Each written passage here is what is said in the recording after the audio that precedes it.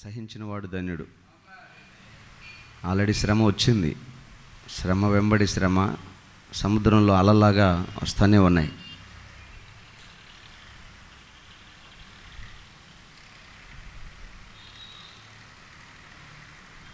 చాలామంది జ్వరాలతో బాధపడ్డారని ఫోన్ చేస్తూ ఉన్నారు.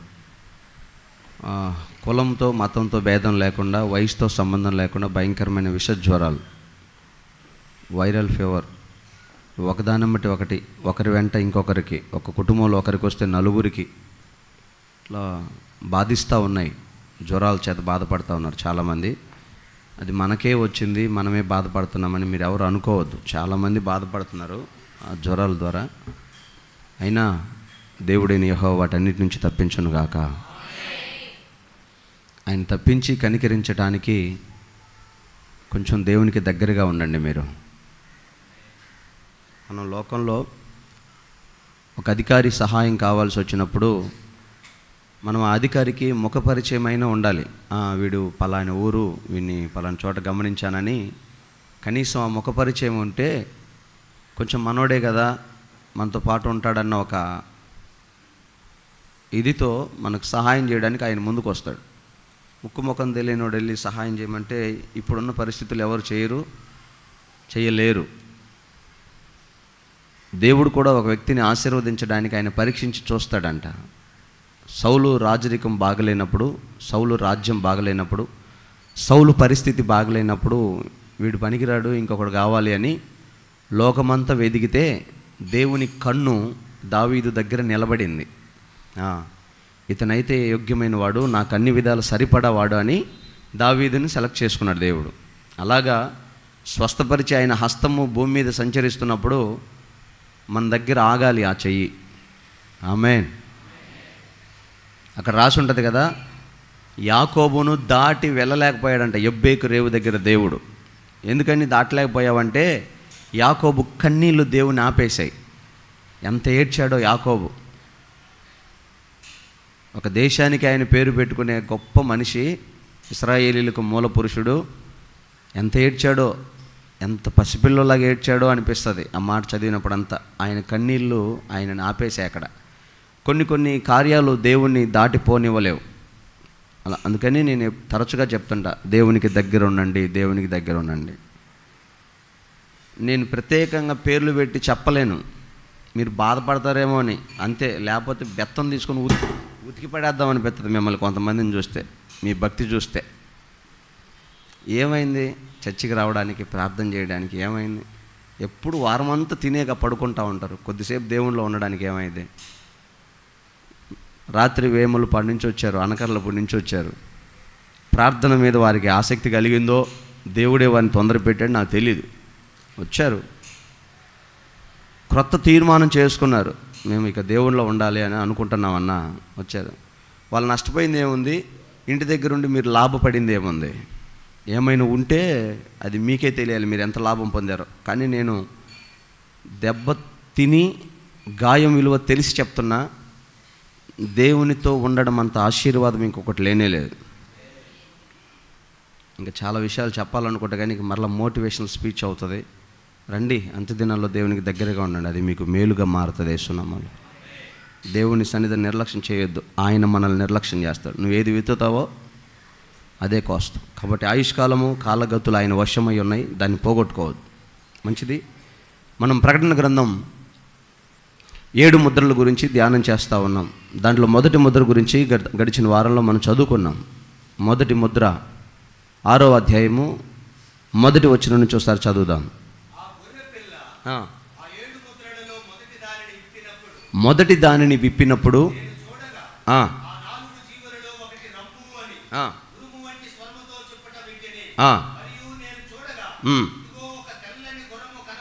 తెల్లని గుర్రము కనబడెను, విల్లు పట్టుకొని కూర్చొని ఉండెను. చాలు. ఇది మొదటి ముద్ర. మొదటి ముద్ర విప్పినప్పుడు తెల్లని గుర్రం కనపడింది, దాని మీద ఒకడు విల్లు పట్టుకొని కూర్చున్నాడు, వాని తల మీద కిరీటం ఉంది. వాడు జయించడానికి వెళ్ళాడు. మనం అనుకున్నట్లుగా ఆ మొదటి గుర్రం మీద వచ్చిన వాడు అంత్యక్రీస్తు, క్రీస్తు విరోధి, నేనే దేవుణ్ణి అని చెప్పుకునేవాడు, ప్రపంచానికి నేనే దేవుణ్ణి అని చెప్పుకునేవాడు. ఇప్పటికే ముస్లిమ్స్ కానీ, యూదులు కానీ, క్రైస్తవులు కానీ నమ్ముతుంది ఏంటంటే, వాళ్ళేమో మెస్సయ్య వస్తాడు అని, మనమేమో వచ్చి వెళ్ళాడు రెండవసారి వస్తాడు అని. వాళ్ళు మొదటి రాకడ కోసం చూస్తున్నారు, మనం రెండవ రాకడ కోసం చూస్తున్నాం, ప్రభు వస్తే వెళ్ళిపోదామని. ఇక ఈ చిన్న చిన్న మతాలు కొన్ని ఉన్నాయి, సనాతన ధర్మాలు కొన్ని ఉన్నాయి, వారికి నిశ్చయిత లేదు, క్లారిటీ లేదు, వారి భక్తికి గురి గమ్యం లేదు. చచ్చిపోయి మళ్ళా పడతాం అనుకుంటున్నారు కొంతమంది, చచ్చిపోతే స్వర్గానికో నరకానికో పోతాం అనుకుంటున్నారు కొంతమంది. అల్టిమేట్గా వాళ్ళ భక్తికి సారాంశం తెలియదు చాలామందికి. ఇక మూర్ఖులు, వితండవాదులు, బుద్ధిహీనులు కొంతమంది దేవుడే లేడు, దేవుడు ఎక్కడ ఉన్నాడని, పంది కదా ఆకాశం ఉందన్న సంగతి తెలియకుండా భూమి వైపే చూసి తిరుగుతున్నట్టుగా దేవుడే లేడనుకొని కొంతమంది తిరుగుతున్నారు. రకరకాల వ్యక్తులు ఉన్నారు. అలాంటి వారందరికీ తెల్లటి గుర్రం మీద వచ్చిన వాడు కన్నులు తెరిచేటట్లు చేస్తాడు, నేనే దేవుణ్ణి అని. వాడు ప్రపంచ శాంతి కొరకు వచ్చాడని చెప్తాడు. దానికి ఆనవాలు మీకు గడిచిన వారంలో చెప్పా. ఇప్పుడు జరుగుతున్న యుద్ధాలను బట్టి, జరుగుతున్న విపత్తులు బట్టి, ప్రళయాలను బట్టి, నష్టాన్ని బట్టి, కరువును బట్టి, దేశం మీదికి దేశం లేస్తున్న ఆ స్థితిగతులను బట్టి ఇలా కొట్టుకుంటే మొత్తం చచ్చిపోతాంరా, శాంతిని నెలకొల్పాలని వాడు శాంతి శాంతి శాంతి అని దేశాలన్నిటినీ స్వాధీనపరుచుకుంటాడు, సమాధానం అని స్వాధీనపరుచుకుంటాడు. అయినా వాడు సమాధానాన్ని, శాంతిని ప్రకటించి స్థాపించే లోపు జరగాల్సిన నష్టం చాలా భయంకరంగా జరిగిపోద్ది. ఆ నష్టం యొక్క తాలూకా రెండవ ముద్ర విప్పబడుతుంది. రెండవ ముద్ర విప్పినప్పుడు ఏం జరిగింది? ఆయన రెండవ ముద్రను విప్పినప్పుడు రెండవ జీవి రమ్ము అని చెప్పుట వింటిని. అప్పుడు ఎర్రనిదైన వేరొక గుర్రం, ఎర్రని గుర్రం బయలుదేరింది. ఆ గుర్రం ఎప్పుడైతే లోకం మీదకి వచ్చిందో ఒకడికొకడు చంపుకునేటట్లు, సమాధానం లేకుండా చేయడానికి ఈ గుర్రం మీద కూర్చున్న వానికి అధికారం ఇవ్వబడింది. మరియు అతనికి ఒక పెద్ద ఖడ్గము ఇయ్యబడింది. ఆ ఖడ్గము చేత వాడే, ఆ రెండవ గుర్రం మీద వచ్చిన ఆ వాడే, గుర్రం మీద ఉన్నవాడే యుద్ధములను ప్రేరేపిస్తాడు. మొదటిది తెల్లని గుర్రం, శాంతికి సాదృశ్యం. రెండవది ఎర్రని గుర్రం, ఎరుపు పాపముకి, శ్రమకి సాదృశ్యం. ఎరుపు ప్రవక్త అయిన యెషయా చెప్తాడు, మా పాపములు ఎర్రనివి, రక్తము వలె ఎర్రనివైనా. ఈడే గుర్రం మీద వస్తున్నాడు? ఎర్రని గుర్రం మీద వస్తున్నాడు. అంటే రక్తపాతం, పాపాన్ని ప్రేరేపిస్తాడు. పైగా వాడి చేతిలో ఏముంది? ఖడ్గం ఉంది. కత్తితో ఏం చేస్తారు? బెదిరిస్తారా? బెత్తముతో బెదిరిస్తారు, బెత్తముతో బుద్ధి చెప్తారు, ఖడ్గముతో చంపేస్తారు. శరీర అవయవాలని ముక్కలుగా నరికేస్తారు. ఈ గుర్రం మీద వచ్చేవాడు యుద్ధానికి సాదృశ్యం. వీడు వచ్చిందే మనుషుల మధ్యలో సమాధానాన్ని తీసేయడానికి, వీడు వచ్చిందే మనుషుల్ని ఒకడి మీద ఒకడు చంపుకోవడానికి, ప్రేరేపించడానికి. ఈ విషయాన్ని యేసుప్రభు ఏనాడో చెప్పాడు. నా రాకడకు ముందు, అయ్యా నీ రాకడకు ముందు సూచన ఏంటయ్యా అని అడిగినప్పుడు యేసయ్య చెప్తాడు, ఒకడి మీదకి ఒకడు తిరగబడతాడు, ఒకడి మీదకి ఒకడు లేస్తాడు అని. అది ఇప్పటికే మన కన్నులకు కనబడుతుంది. కొండేపి ఎంత మారుమూల ప్రాంతం, 8 దాటితే బస్సు కూడా రాదు. అట్లాంటి వాళ్ళు ఎట్లా ఉండాలి? 6 అయ్యేసరికి 7 అయ్యేసరికి దీపం ఆపుకొని ఓ ముద్ద అన్నం తిని ప్రశాంతంగా పండుకోవాలి. రాత్రి 2 గంటలకు తినడానికి దికాన లేని ఒక ముసలోడు బ్రాందీ షాప్ దగ్గరికి వెళ్ళి ఒక మనిషిని హత్య చేయగలిగాడంటే వాణ్ణి ప్రేరేపించిన దురాత్మ ఎవరు? ఈ ఊర్లో పరిస్థితి అట్టుంటే మరి విజయవాడ, గుంటూరు, హైదరాబాద్, సికింద్రాబాద్ లాంటి పట్టణాల్లో పరిస్థితి ఏంటి? ఆశల వలయంలో బతుకుతున్న వాళ్ళు కదా, లోక ఆశల చేత ఆకర్షించబడుతున్న వాళ్ళు కదా. జీవితం అంటే తిండి, తినడము, త్రాగడము, సుఖించడమే అనుకొని బతుకుతున్నారు కదా. అక్కడ ఫ్యాషన్ అనుకుంటున్నారు కదా, జీవితం అంటే అందము, ఐశ్వర్యం అనుకుంటున్నారు కదా. మరి వాళ్ళు ఎంత ప్రేరేపించబడాలి? మీకు ఒక ఎగ్జాంపుల్గా చెప్తున్నా ఈ ప్రాంతాన్ని గురించి. ఇక్కడే ఇలాంటి ఆత్మచేత ప్రేరేపించబడుతుంటే అక్కడ ఎట్లా ఉంటాయి? హత్యలు, దోపిడీలు, అత్యాచారాలు, దుర్మార్గాలు, నరహత్యలు పాపమే కదా. అందుకే ఈ రెండవ గుర్రం మీద వచ్చేవాడంట మనల్ని ప్రేరేపిస్తాడంట పాపం చేయడానికి. ఏం పాపం చేయడానికి ప్రేరేపిస్తాడు? నరహత్య చేయడానికి ప్రేరేపిస్తాడు, వ్యభిచారం చేయడానికి ప్రేరేపిస్తాడు, దొంగతనం చేయడానికి ప్రేరేపిస్తాడు, దోచుకోవడానికి ప్రేరేపిస్తాడు, అవతల వాడిది లాక్కోవడానికి ప్రేరేపిస్తాడు. ఏమైనా జరగని నేనే బాగుండాలి, దానికోసం ఏమైనా చెయ్యాలి అన్న ప్రేరేపిస్తాడు. రెండవది విగ్రహారాధన. విగ్రహాల ఆరాధన అంటే ఎంతసేపు లోక సంబంధమైన వాళ్ళు చేసేదే కాదు. ఎంత మోసగాడంటే వాడు యేసుప్రభు విగ్రహం చేసి పెట్టాడు, సిలువను విగ్రహంగా చేసి పెట్టాడు, మరియమ్మను విగ్రహంగా చేసి పెట్టాడు. అంతటితో వదిలేడా? కొబ్బరికాయలు కొట్టిస్తున్నాడు, పూలదండలు వేయిస్తున్నాడు, ఊదికడ్లు వెలిగిస్తున్నాడు. ఇంక తేడా ఏముంది? నువ్వు ప్రభుని నమ్ముకున్నావు, వాళ్ళకి దండం పెట్టమని వాడికి తెలుసు. అందుకే దీంట్లో నుంచే తీసుకొచ్చి నీ ముందు పెట్టాడు. ఇక్కడ నుంచి మరియమ్మ గాడి పోయి గుండు కొట్టించుకునే గుండు బ్యాచ్ లేరనుకున్నావా? విగ్రహారాధన కాదా? విగ్రహారాధన ఎంత పాపం. 10 ఆజ్ఞల్లో ఒక ఆజ్ఞ అది. నిర్గమకాండంలో చెప్తాడు, ఆకాశం ఎందైనా భూమి ఎందైనా, భూమి కింద నీళ్ళ ఎందైనా ఏ ప్రతిమకైనా నీవు నమస్కారము చేయకూడదు. విగ్రహానికి నమస్కరించడం పాపం. మరి కనబడుతున్న యేసుప్రభు బొమ్మలన్నీ విగ్రహాలు కాదా? మరియమ్మ బొమ్మలు విగ్రహాలు కాదా? సిలువ బొమ్మలు విగ్రహాలు కాదా? దండం పెట్టకూడదనే కదా చెబుతుంది. మరి ఏమైపోతుంది క్రైస్తవం అంతా? ఇవి అంత్య దినాల్లో వాడు మనల్ని ప్రేరేపించడానికి చేసే పనులు. ఈ రెండవ ముద్ర పాపాన్ని ప్రేరేపిస్తాడు, పాపాన్ని రేకెత్తిస్తాడు. ఈ పాపం వలన సమాధానం పోద్ది. ఈరోజు చూడండి, వీని భార్య ఇంకొకరితో సంసారం చేస్తుంది, భర్తకు హాయిగా ఉంటుందా? పనులే మా ఆవిడ ఇంకొకరితో బాగుంది, అమ్మాయి మా సోదరుడు ఆయన నాకు బాధ తప్పింది అనుకుంటాడు. ఏ భర్త అయినా అనుకుంటాడా? తలకాయలు తెగ్గొస్తున్నారు. ఎందుకో? సాతానుగాడు రేపే ఈ పాపం. భర్త ఇంకొక ఆమెతో పాపం చేస్తే స్త్రీలకు క్షేమంగా ఉంటుందా? సమాధానంగా ఉంటుందా? ఈరోజు టీవీల్లో వచ్చాయి, పేపర్లో వచ్చేవి కాదా? ఆడపిల్లలు బతుకు మంచి చెడ్డ తెలియదు, బస్సులోకి వెళ్ళిపోతున్నారు, రైల్లోకి వెళ్ళిపోతున్నారు. ఎక్కడికి? ఏం చేయడానికి? పట్టుమని 10 రోజులు లేదు, మళ్ళీ బీడ్చుకొచ్చి ఇంట్లో పడుతున్నారు. ఏంటి? శరీర పాపాన్ని ప్రేరేపించేది ఎవరు? ఆ దుర్మార్గుడు ఎవరో? రెండవ ముద్ర విప్పబడినప్పుడు బయలుపరచబడే ఎర్రని గుర్రం మీద కనబడే దోత వాడు సాతాను దోత. ఇది అపవాది తంత్రం. ఈ విధంగా సమాధానాలు కోల్పోయేటట్టు చేసి నరహత్యలు చేయడానికి ప్రేరేపించబడి కుటుంబాలు పతనం అవ్వడానికి ప్రేరేపించబడతాడు. అధికార దాహాన్ని పెంచుతాడు, డబ్బు వ్యామోహం పెంచుతాడు, లోక సౌందర్యాన్ని పెంచుతాడు, శరీర కోరికలు రుగ్మతలు ఎక్కువ అవుతాయి. అన్నీ బాగుండి బలంగా తిన్నప్పుడు లేని పాపం. అంత అన్నం తింటే షుగరు, ఇంత తింటే బీపీ, కారం ఎక్కువైతే ప్రమాదం, అల్సరు. తినడానికి లేదు, ఉండడానికి లేదు, ఏమీ తినకూడదు. థమ్సప్లు తాగకూడదు, కూల్ డ్రింక్స్ తాగకూడదు, కొబ్బరి బొండాలు తాగకూడదు, అన్నం తినకూడదు, బయట తినకూడదు, లోపల తినకూడదు, ఇంకేం గడ్డి తినాలన్నా.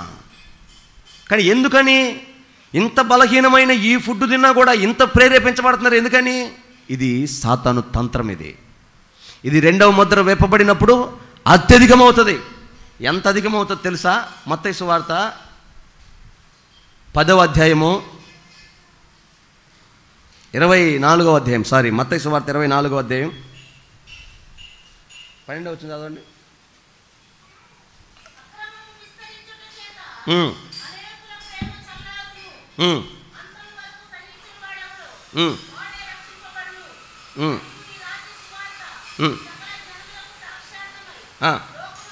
పంతొమ్మిది వచ్చింది చదవమ్మా. అయ్యో ఆ దినములలో గర్భిణులకి పాలిచ్చు వారికి శ్రమ,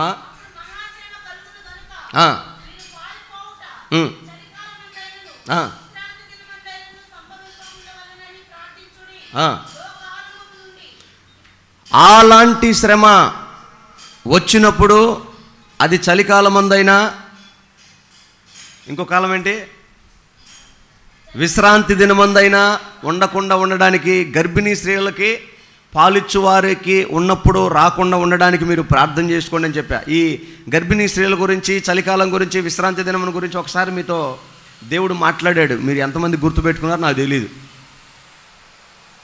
అలాంటి రోజు రాకుండా ఉండడానికి ప్రార్థన చేసుకోండి అన్నాడు. ఎందుకని? చదవమ్మా. లోక ఆరంభము నుండి ఇప్పటి వరకు అలాంటి శ్రమ రాలేదు. చాలమ్మా, తలలు పైకెత్తండి. ఇప్పటిదాకా చూసేది ట్రయల్స్ మాత్రమే, జస్ట్ ట్రయల్స్ మాత్రమే. నేను ఒక ఆయన సాక్ష్యం చెప్తున్నాడు. నేను ఆయనకి ఎలా మీరు ప్రభు నమ్ముకున్నారంటే, ఆయన అన్నాడు, ఒక శ్రీరామ్ సిట్స్లో నేను జాబ్ చేస్తున్నాను, ఆ జాబ్ కొంచెం ఫ్రాడ్ అయింది, దాన్ని నన్ను తీసుకెళ్ళి జైల్లో పెట్టారు, దాని మేనేజర్ నేను అన్నాడు. అయితే ఏం చేశాను, అక్కడ ఎవరో ఒక పాస్టర్ గారు ఉన్నారు, ఆయన బైబుల్ చదువుతుంటే ఆ బైబుల్ తీసుకొని చదవటం మొదలుపెట్టాను, దేవుని తెలుసుకున్నాను అన్నాడు. మంచిదే, జైల్లో ఎవరికైనా సువార్త చెప్పావా అంటే ఆయన ఒక మాట చెప్పాడు. ఆయన జైల్లోకి వెళ్ళిన ఉదయం తీసుకెళ్ళి 11 గంటలకు 12 గంటలకు జైల్లో వేశారు. సాయంత్రానికి ఆయనకి మారు మనసు వచ్చింది. నెక్స్ట్ డే మార్నింగ్ ఒకడు తలబట్టుకొని జైల్లోకి వచ్చాడంట. సరాసరి కోర్టు దగ్గరికి వస్తే వాడిని తీసుకెళ్ళి జైల్లో పెట్టాడు. ఆ వెంట్రుకలతో జుట్టు పట్టుకొని చేతికి ముడేసుకొని వచ్చాడు. ఎందుకురా నువ్వు ఇంత పని చేసావంటే వాడు చెప్పిన మాట ఇదే, కుటుంబంలో వేరే ఒక వాళ్ళతో అక్రమ సంబంధం పెట్టుకున్నందుకు వాడి తలను నరికి తీసుకొచ్చాడంట. వాడికి సువార్త చెప్పాను నేను, వాడు మారు మనసు పొందాడు, ఇప్పుడు సేవ చేస్తున్నాడు అన్నాడు. నాకు ఆ మాటలు వింటున్నప్పుడైతే వెంట్రుకలను లేచి నిలబడి, వామ్మో ఇంత భయంకరంగా ఉంటుందా అనుకున్నా. దేవుడు ఏమంటున్నాడంటే, అది చాలా చిన్నదిరా, వాడిని తల నరకటం చాలా చిన్న విషయం. లోకారంభం నుంచి ఇలాంటి శ్రమను మీరు చూడలేదు, ఇలాంటి యుద్ధము కానీ, ఇలాంటి శ్రమ కానీ, ఇలాంటి కరువు కానీ మీరు చూడలేదు. ఇంకా తర్వాత ఇంకా చూడరు. ఆ ముద్ర విప్పబడినప్పుడు కనబడుతుంది. అది ముద్ర విప్పబడినప్పుడు జరుగుతాయి అలాంటి సంభవాలు. ఇంకా తర్వాత జరగవు. ఇప్పుడు కూడా అలాంటివి లేవు, ఇప్పుడు జరుగుతున్నాయి చాలా చిన్న చిన్న, దానికి సూచన ఇదిగో ఇలాంటి జరుగుతాయి, రేపు సమయం ఆసనమైనప్పుడు జరుగుతుంది అని. ఇక వాడు ప్రేరేపిస్తుంటాడు, ఇంకా విగ్రహారాధన ప్రేరేపిస్తుంటాడు, పాపాన్ని ప్రేరేపిస్తుంటాడు, దొంగతనాన్ని ప్రేరేపిస్తుంటాడు. మనిషి మీదికి మనిషి కొట్టుకొని చావడానికి ఏది కారణమో దాన్ని హైలైట్ చేస్తాడు.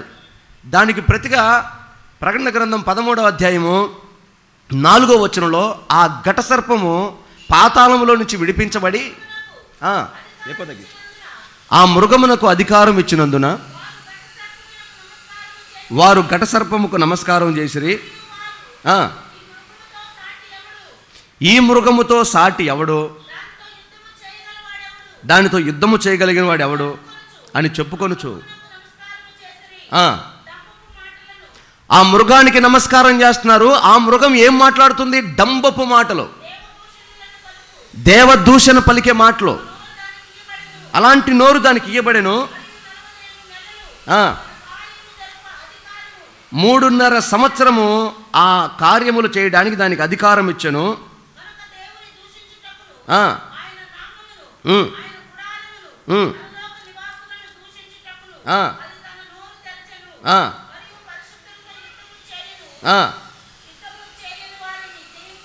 చాలమ్మా. ఘట సర్పము అంటే ఆదిలో ఆదామును అవ్వను మోసం చేసిన ఆ సర్పం, ఆ ఘట సర్పము అంటాడు. అది ఘట సర్పం. మొన్న వారం చదువుకున్నామే, సముద్రంలో నుంచి వచ్చిన ఒక మృగం అని చదువుకున్నామే. సముద్రంలో నుంచి వచ్చిన ఆ మృగం ఎవరు అంటే క్రీస్తు విరోధి, అంత్యక్రీస్తు. అంటే అంత్య దినాల్లో ఒకడొచ్చి నేనే దేవుణ్ణి, నేనే క్రీస్తుని, నేనే ప్రపంచాన్ని సృష్టించిన సృష్టికర్తనని చెప్పుకుంటాడే, వాడు అంత్యక్రీస్తు. వానికి ఆ బలము, ఆ అధికారము ఇవన్నీ ఎవరిచ్చారు? ఆది ఘట సర్పమైన సాతాను. ఈ సాతాను రేపు ఇంకా జరగబోయేది అదే, రేపు ఈ అంత్యక్రీస్తుకు బలం ఇస్తాడు, అధికారం ఇస్తాడు. ఎలా చెప్పగలవు పాస్టర్ గారు? ఆ రోజు యేసు ప్రభు అరణ్యంలోకి వెళ్ళి 40 రోజులు ఉపవాసం ఉండి బయటకు వచ్చిన తర్వాత సాతాను గాడు యేసు ప్రభు దగ్గరికి వచ్చి అంటాడు, ఇదిగో దేవుని కుమారుడా, ఒకసారి నేను చూపించే మహిమలన్నీ చూడు అన్నాడు. ఒక్క క్షణంలో ఈ లోక మహిమలన్నిటినీ యేసయ్యకు చూపించాడు. ఇంకా ఏముందో ఆ లోకంలో అది మొత్తం యేసయ్యకు చూపించాడు. చూపించి నాకు నమస్కారం చెయ్యి, వీటన్నిటి మీద నేను అధికారం చేస్తానన్నాడు. ఆయన జైలా. నువ్వు ఈ లోకం ఇస్తానంటున్నావు పిచ్చోడా, తండ్రి పరలోకము సమస్త లోకాలను ఇస్తానంటున్నాడు. ఈ కొంచెం దానికి టెంప్ట్ అవడానికి నేనేమన్నా నువ్వు మోసం చేసిన ఆదామును అనుకున్నావా? ఆదామును సృష్టించిన సృష్టికర్తని. నేను మోసపోను. వాని మాటను దాటి జై జీవితాని కోసం వెళ్ళాడు. కానీ రేపొచ్చే ఈ క్రీస్తు విరోధి, అంత్యక్రీస్తు ఎవడైతే ఉన్నాడో వాడేం చేస్తాడంటే ఈ ఘట సర్పం ఏదైతే లోక మహిమలో వాడికి చూపిస్తుందో ఇక వాడు ఆశపడతాడు, అమ్మో ఈ పదవులు నాయే, ఈ రాజ్యాలు నాయే, ప్రపంచం నా మాట వింటాయా, బంగారం నాది, వెండి నాది, సింహాసనాలు నాయి, లోకమంతా నా ఎదుట సాగిల పడుతుందా, ఇంతకంటే ఇంకేం కావాలని ఈ క్రీస్తు విరోధి సాతానుకి దాసోహం అయిపోతాడు. ఇప్పుడు ఈ సాతాను క్రీస్తు విరోధికి బలం ఇస్తాడు, అధికారం ఇస్తాడు. ఇంకా ఆడేం చేస్తాడు తెలుసా, దేవదూషణ చేయడం మొదలు పెడితే, ఎవడురా దేవుడు, ఎవరో సృష్టించింది నేను, సృష్టికర్త నేను, నేను చెప్పింది శాసనం, నా మాటే వేదం, కావాలంటే అద్భుతాలు చేస్తాడు చూడు, ఇదిగో వీడు చచ్చిపోయింది కదా, లేయ్ వేస్తున్నాము, లేయి అనగానే చచ్చినోళ్ళు లేచి కూర్చుంటాడు. కొండేపికనికి వచ్చాడు అనుకో, జాన్సన్ అన్న నువ్వు ఒత్త వాక్యమే చదువుతావు, వాడు చచ్చిపోయిన అనుకోండి, లేకపోతే బైబిల్ తీసుకొని పోతారు మీరు. వాడి మాయ అంత భయంకరంగా ఉంటుంది. ఇప్పుడు అరటిపండు ఇచ్చి యాపిల్కాయ ఇస్తానంటేనే గుంపులు పోతాను ఆటోలు వేసుకొని. యేసుప్రభు అందుకేనేమో గొర్రెలు అన్నాడు, గొర్రెలని చెప్పాడు. మనం అంత అమాయకులు, మనం పాము వల్లే వివేకం ఉండాలని చెప్పిన మాటను మర్చిపోయాం. అరటి పండులో యాపిల్ పండులో ఉన్న మహిమ, దేవుని వాగ్దానం పట్టుకున్నాడు కదా మహిమ. వీడు జీవపు డంబ మాటలు చెబుతాడు, ఇదిగో ఆకాశాన్ని సృష్టించింది నేనే, సముద్రాలు సృష్టించింది నేనే, ఈ లోకమంతటిని సృష్టించింది నేనే, కావాలంటే చూస్తావా, ఆ చెట్టు ఎండిపోమంటే ఎండిపోద్ది, బతకమంటే బతికిద్ది. వాడి మహిమను చూపిస్తాడు, లోకమంతా నమ్మాల్సిందే. నమ్మరా? ఎవరైనా నమ్ముతారు, వాడి క్రియలకి పడిపోతారు. ఇక వాడి జీవపు డంబానికి, వాడి దేవదూషణకరమైన మాటలకి, వాడి ఎచ్చుల మాటలకి ఇక ప్రపంచమంతా మీడియా మొత్తం 24 గంటలు అని కవర్ చేస్తూ ఉంటుంది. ఇప్పుడు మన చంద్రబాబు నాయుడు ఉన్నాడు ముఖ్యమంత్రి గారు, ఆయన తిరుగుతూ ఉన్నాడు అనుకో, మీడియా అంతా ఏం చేస్తుంది, ఆయన చుట్టేగా తిరిగిద్ది. ఆయన జారాడు, ప్యాంట్ జరిగింది, బూటు ఊడిపోయింది, దగ్గాడు, తుమ్మాడు, ఇదిగు వస్తున్నాడు, ఇదేగా వ్యవహారం అంతా. రేపు ప్రపంచ మీడియా మొత్తం వాడి చుట్టే ఉంటుంది. ఇంకా వాడి మాటలే, వాడి క్రియలే, వాడి ఆలోచనలే ప్రపంచాన్ని వాడి గుప్పుల్లోకి తీసుకోవడానికి సమయం కొంచెమే అని ఈ క్రీస్తు విరోధి ఈ జీవపు డంబులు పలికే వాడికి అటాచ్ చేస్తుంది. ఇంకా వాడు ప్రారంభిస్తాడు. చెప్పాం కదా, 10 తలలు 7 కొమ్ములు, 10 తలలు 7 కొమ్ములు. మనం చెప్పాను 10 తలలు అంటే 10 రాజ్యాలని, 7 కొమ్ములు అంటే 7 రాజ్యాలు అని. ఈ 7 కొమ్ములు 7 రాజ్యాలకు సాదృశ్యం. ఎందుకు వాడికి 7 కొమ్ములు ఉన్నాయంటే, భూమి పుట్టింది మొదలుకొని ప్రపంచాలని రూల్ చేసినటువంటి 7 సామ్రాజ్యాలు ఉన్నాయి. మొదటిది ఐగుప్తు సామ్రాజ్యం. మొట్టమొదట భూమిని పరిపాలన చేసిన గొప్ప రాజ్యం ఏదంటే ఐగుప్తు సామ్రాజ్యం. రెండవ సామ్రాజ్యం ఏంటంటే అస్సూరు సామ్రాజ్యం. మనం చరిత్రలో చదువుకున్నప్పుడు కూడా అస్సూరుల రాజ్య విస్తరణ గురించి మనం మాట్లాడుకున్నాం. అస్సూరు సామ్రాజ్యం. మూడవ సామ్రాజ్యం బబులోన్ సామ్రాజ్యం, ఇప్పుడు దాన్ని ఇరాక్ అంటారు, బబులోన్ సామ్రాజ్యం. నాలుగవ సామ్రాజ్యం పేరు మాదియా దేశం. 5వ సామ్రాజ్యం పేరు పారసీక దేశం. 6వ సామ్రాజ్యం పేరు గ్రీకు రాజ్యం. 7వ సామ్రాజ్యం, 6వ సామ్రాజ్యం ఎవరు? గ్రీకు రాజ్యం. గ్రీకు అంటే ఎవరు? గ్రీకు వీరుడు ఉన్నాడు కదా, అలెగ్జాండర్ ది గ్రేట్. ప్రపంచాన్ని గడగల్లాడించిన వ్యక్తి ఆయన. ప్రపంచాన్ని, భారతదేశాన్ని కూడా పట్టుకొని స్వాధీనం చేసుకోవాలని ప్రయాణం మొదలుపెట్టాడు. దోమగుడి చచ్చిపోయాడు యేసురామంలో. మనిషి ఎంత బలహీనుడో చూడు, దేవుడు చూపిస్తాడు. 7వ సామ్రాజ్యం రోమా సామ్రాజ్యం, రోమా ప్రభుత్వం. అది యేసయ్య ఉన్నప్పుడు ఎంత బలమైందో మనకు తెలుసు. యేసు ప్రభుని సిలువ వేయడానికి కారణం కూడా మొదట యూదులైతే ఈ రోమీలు కూడా వారి సామ్రాజ్యానికి యేసయ్య బోధలు ఆటంకంగా ఉన్నాయని వారితో పాటు ఏకీభవించి దాన్ని చేశారు. కానీ యేసయ్య పునరుద్ధానుడై తిరిగి లేచిన తర్వాత ఆ రోమా సామ్రాజ్యం కుప్ప కూలిపోయినట్టు అయిపోయింది. మీరు ఆ వాక్యంలో చదివితే ఆ 7 కొమ్ములలో ఒక కొమ్ము చావు దెబ్బ తగిలి మానిపోయిన గాయం అని ఉంటుంది. అది రోమా సామ్రాజ్యం. పతనమైపోయి పడిపోయి మరలా తిరిగి కట్టుకొని లేచిన సామ్రాజ్యం రోమా సామ్రాజ్యం. రేపు పొద్దున మరలా ఈ ప్రపంచ దేశాలలో ప్రతి ప్రభుత్వం కుప్పగోలిపోయి ఆ రోమా ప్రభుత్వమే పైకి లేస్తుంది. రోమా ప్రభుత్వానికి బలం వస్తుంది. ఎందుకంటే ఇది వాక్యం. నువ్వు ఎంత దూరం వెళ్ళినా, నువ్వెంత జ్ఞానం సంపాదించినా, నువ్వెంత పెద్ద స్థాయికి ఎదిగినా యేసయ్య దగ్గరికి వచ్చాయి నీకు ఆయన సమాధానం చెప్తాడంతే. నువ్వు తల జుట్టు బీక్కొని వాట్స్ నెక్స్ట్ అని, వాట్స్ అప్ అని, దేని కొరకో ఫ్యూచర్ గురించి నువ్వు తల్లకిందులు అవ్వాల్సిన పనిలా. ప్రపంచ మనుగడ ఆది దినము నుండి అంత దినము వరకు ప్రతి మాటని పరిశుద్ధాత్మ దేవుడు బయలుపరిచి రాసి ఉంచాడు బైబిల్ గ్రంథంలో. ఎప్పుడో 2030లో జరిగే సంఘటన కూడా 2000 సంవత్సరాల కిందట రాసిపెట్టాడు, 3000 సంవత్సరాల కిందట రాసిపెట్టాడు. ఎంత అపరిమితమైన జ్ఞానము కలిగిన పుస్తకమో, గ్రంథమో ఈ పరిశుద్ధ గ్రంథం. ఒకసారి నువ్వు ఆలోచన చేయి. ఆ రోమా ప్రభుత్వం మరలా పైకి లేస్తుంది. పాతవి జరిగినవి మరలా నూతనమవుతాయి. ఇప్పుడు ఆ ప్రభుత్వం పైకి లేవగానే ఆ నెబుకద్నెజరు బబులోను రాజ్యంలో ఏం చేశాడు? నెబుకద్నెజరు తన రాజ్యంలో ఏ దేవుడు ఉండకూడదో, ఎవ్వరు ఏ విశ్వాసి, ఏ భక్తుడు ఏ దేవుడికి నమస్కారం చేయకూడదు, నేను నిలబెట్టే ప్రతిమనే పూజించాలి, ఆరాధించాలని ఒక ప్రతిమను తయారు చేసి నెబుకద్నెజరు ఒక బొమ్మను పెట్టాడు కదా, ఆ బొమ్మకి నమస్కారం చేయమన్నాడు కదా. ఆ రోజు అందరూ నమస్కారం చేశాడు. షడ్రక్, మెషక్, అబేద్నెగో అను ముగ్గురు తప్ప మిగతా అందరూ నమస్కారం చేశాడు. రేపు ఈ ఘట సర్పము క్రీస్తు విరోధి ఒక ప్రతిమను చేస్తారు. ఆ ప్రతిమకు వాడు ప్రాణం ఇస్తాడంట. ప్రకటన గ్రంథం 19వ అధ్యాయం 13వ అధ్యాయం 15వ వచనం చూడండి. 14వ వచనం చూడు.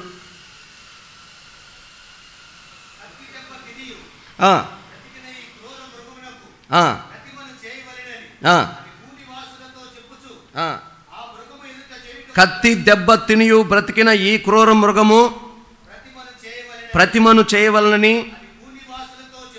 భూనివాసులకు చెప్పి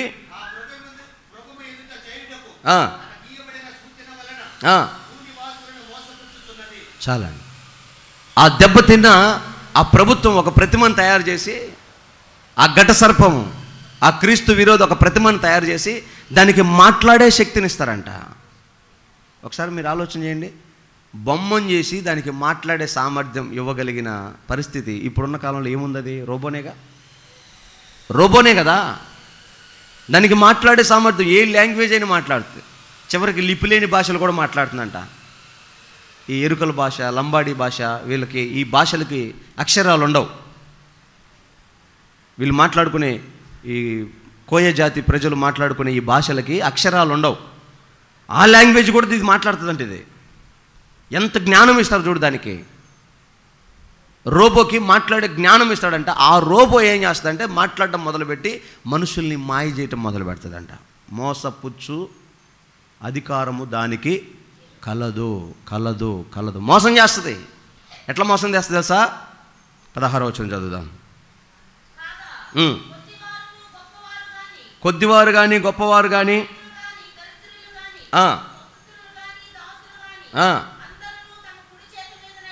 నొసటి ఎందైనను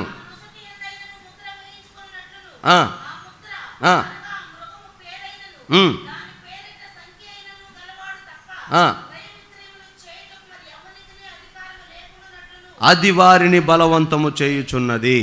చాలండి. ఇంకా ఆ మృగమునకు సమస్త అధికారం ఇచ్చేస్తాడు సాతాను. నువ్వేం చేస్తావో తెలియదు, ప్రపంచం నా దగ్గర రావాలి, ప్రపంచం నా కాళ్ళ మీద పడాలనగానే ఇక రోబో తన సామ్రాజ్యాన్ని విస్తరింపజేస్తుంది. దేశాలకి దాని అనుచరులు వెళ్ళిపోతారు. ఇక ప్రపంచం మొత్తం వెళ్ళిపోతారు. మా ఊరొత్త నేను ఒప్పుకోను, మా ఊర్లో నేను రానేను. మనం చెప్పలేం. ఢిల్లీలో పార్లమెంట్లో కూర్చొని ఒక రాజ్యాంగం మీద, ఒక శాసనం మీద సంతకం పెట్టి ఒక జీవో పాస్ చేశాడు అనుకో, అది కొండేపులు అమలు అవుతుందా? అమలు అవ్వదా? అవుతుందా అవ్వదా? అక్కో చెప్పండి, అవుతుందా అవ్వదా? నేను రాను, అట్లాంటి శాసనం నేను ఒప్పుకోను, నేను వాక్యం తెలుసు, నేను ఏమన్నా అన్నావు అనుకో, నీ రేషన్ కార్డు చినిగిపోద్ది, నీ ఆధార్ కార్డు తగలబడిద్ది, నీకు బస్ టికెట్ రాదు, గ్యాస్ రాదు, నీ ఇంటికి కరెంట్ రాదు, నీళ్లు రావు, నీకు ప్రభుత్వం నుంచి కలిగే ఏ ఫెసిలిటీ ఉండదు. ఎక్కువ మాట్లాడితే నీ ఇంటి చుట్టూ వైఫై కూడా రాకుండా చేస్తాడు, వెలుతురు పడకుండా చేస్తాడు, నీ ఇంటి ముందు రోడ్డు కూడా లేకుండా చేస్తాడు, నిన్ను అసలు ఆ ఇంట్లో నుంచే లేపేస్తాడు. ఎందుకంటే ఆ ఇల్లు వాడిది కదా. హలో, పక్కా రిజిస్టర్ అన్నాయా, నా పేరు, పేపర్లు కూడా ఉన్నాయి, కోర్టులో ఎంతమంది ఉన్నారు కొట్టుకొని చచ్చేవాళ్ళు పేపర్లు పెట్టుకొని. నీ పేపర్లు పనికిరావు. మొన్న జరిగిన యుద్ధం అదేగా. మా రిజిస్ట్రేషన్ ల్యాండ్ మీద మీ బొమ్మలు ఏందనేగా. ఆల్లేదు సూలేదు అల్లుడి పేరు సోమలింగం లేదు సామెత ఉంది. అసలు ఇంకా వాడు ముద్ర విప్పలేదు, వాడు రాలేదు. ఇప్పుడే వాళ్ళ బొమ్మలు వేసుకొని వాళ్ళ ఏలుబడిలోకి వచ్చేసినాయి. అంత వాళ్ళు చెప్పిందే పెత్తనం, వాళ్ళదే శాసనం అయిపోయిందే.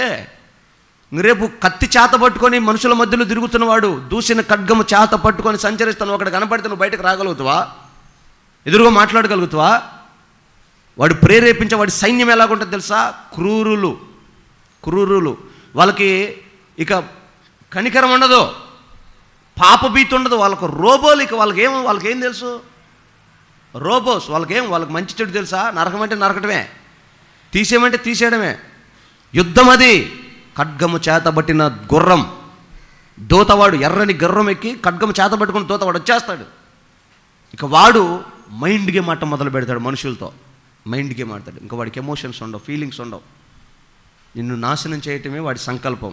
ఆల్రెడీ నిన్న తయారు చేసిన ఒక రోబోని ఇంటర్వ్యూ చేస్తున్నారు. అసలు నువ్వేం చేద్దాం అనుకుంటున్నావు మనుషులు అంటే, మేము మనుషుల్ని ఏం చేయమండి, బోన్లో పెట్టి ఆడుకుంటాం అంతే అనింది. ఏం చేస్తుందంట? బోన్లో పెట్టి ఆడుకుంటుందంట.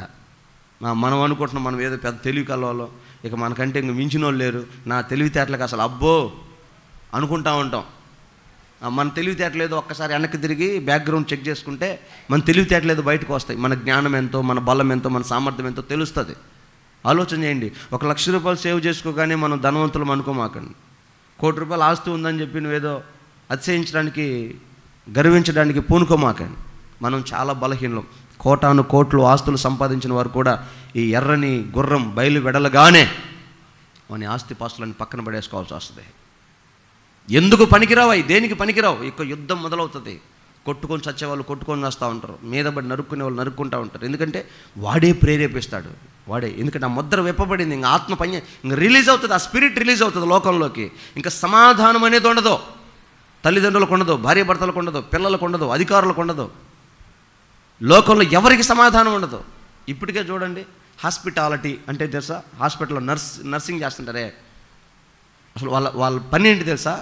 ఒక రోగి, ఒక గాయపడిన వ్యక్తి హాస్పిటల్కి వస్తే తల్లి కంటే మించిన ప్రేమని ఆ రోగికి, ఆ గాయపడిన వ్యక్తికి చూపించి వాళ్ళని చేరదీసి, నొప్పిగా ఉందా బాధపడమాకండి లాలన మాటలు చెప్పి, నర్స్ ఎవరైనా లాలన మాటలు చెప్పి వాళ్ళకి ట్రీట్మెంట్ చేసి వాళ్ళ గాయాన్ని కడిగి కట్టాలి. కానీ ఇప్పుడు నర్సులు ఎట్టండి తెలుసా? జరగా చేసి బిడా అరమాక అబ్బా పొడుస్తుంది అట్టనే. ఎందుకని? ఆల్రెడీ ఆ స్పిరిట్ పనిచేస్తుంది. సమాధానం లేదు, క్షేమం లేదు, కుటుంబాల్లో లేదు, ఉద్యోగాల్లో లేదు, వ్యాపారాలు చేసే దగ్గర లేదు, హాస్పిటల్లో లేదు, ఎక్కడా లేదు. ఎందుకంటే నాశనం చేయడానికి దురాత్మ ఇప్పటికే వాడిని పన్నాగం పన్నాడు. లోకం మీదకి వచ్చేసింది, శ్రమ మొదలైపోయింది. వాడి జ్ఞానము చేత సకల జనులను మోసం చేయడం మొదలు పెడతాడు. ఇంకా మోసం చేసి సమాధానం లేకుండా చేస్తాడు. ఇక వాడు చెప్తాడు, ఇంకా ఇదిగో ప్రజలారా, ఆది ఘట సర్పం వచ్చిన ఆ దురాత్మ ఈ అంత్య దినాలు రేపు రిలీజ్ అవుతుంది. ఇక వాడు మరలా ఆ ఆదిలో చేసిన ప్రసంగాలు మొదలు పెడతాడు. ఏం ప్రసంగం చేశాడు? ఆది కాండంలో ఏదైనా తోటలో అవ్వ దగ్గరికి వచ్చి ఏం మాట్లాడాడు? అవ్వా, ఎవరు నువ్వు? అడిగితే బాగుండేది, అట్ట అడగలా. ఏం చెప్పు అనిందామా? ఏంది కాదు, యోగా జై అన్నాడు. యోగానా? మేము చేయకూడదు, మేము చర్చికి పోయేవాళ్ళం. పిచ్చిదానా, నీకు తెలియట్లేదు. యోగా అంటే ఏమనుకున్నావు? ఏంటిది? యోగా చేస్తే మనసు నెమ్మది పడుతుంది, యోగా చేస్తే ఆయుష్కాలం పొడుగా అవుద్ది, యోగా చేస్తే అందం వస్తుంది, యోగా చేస్తే సౌందర్యవంతులు అవుతారు. ఇదే వాడి ప్రసంగం. మీరు దేవతల్ని పోలి ఉంటారు, ఈ పండు తిను అన్నాడు. ఈరోజు యోగా డే అని ఒకటి వచ్చింది, May 21 అనుకుంటుంది యోగా డే.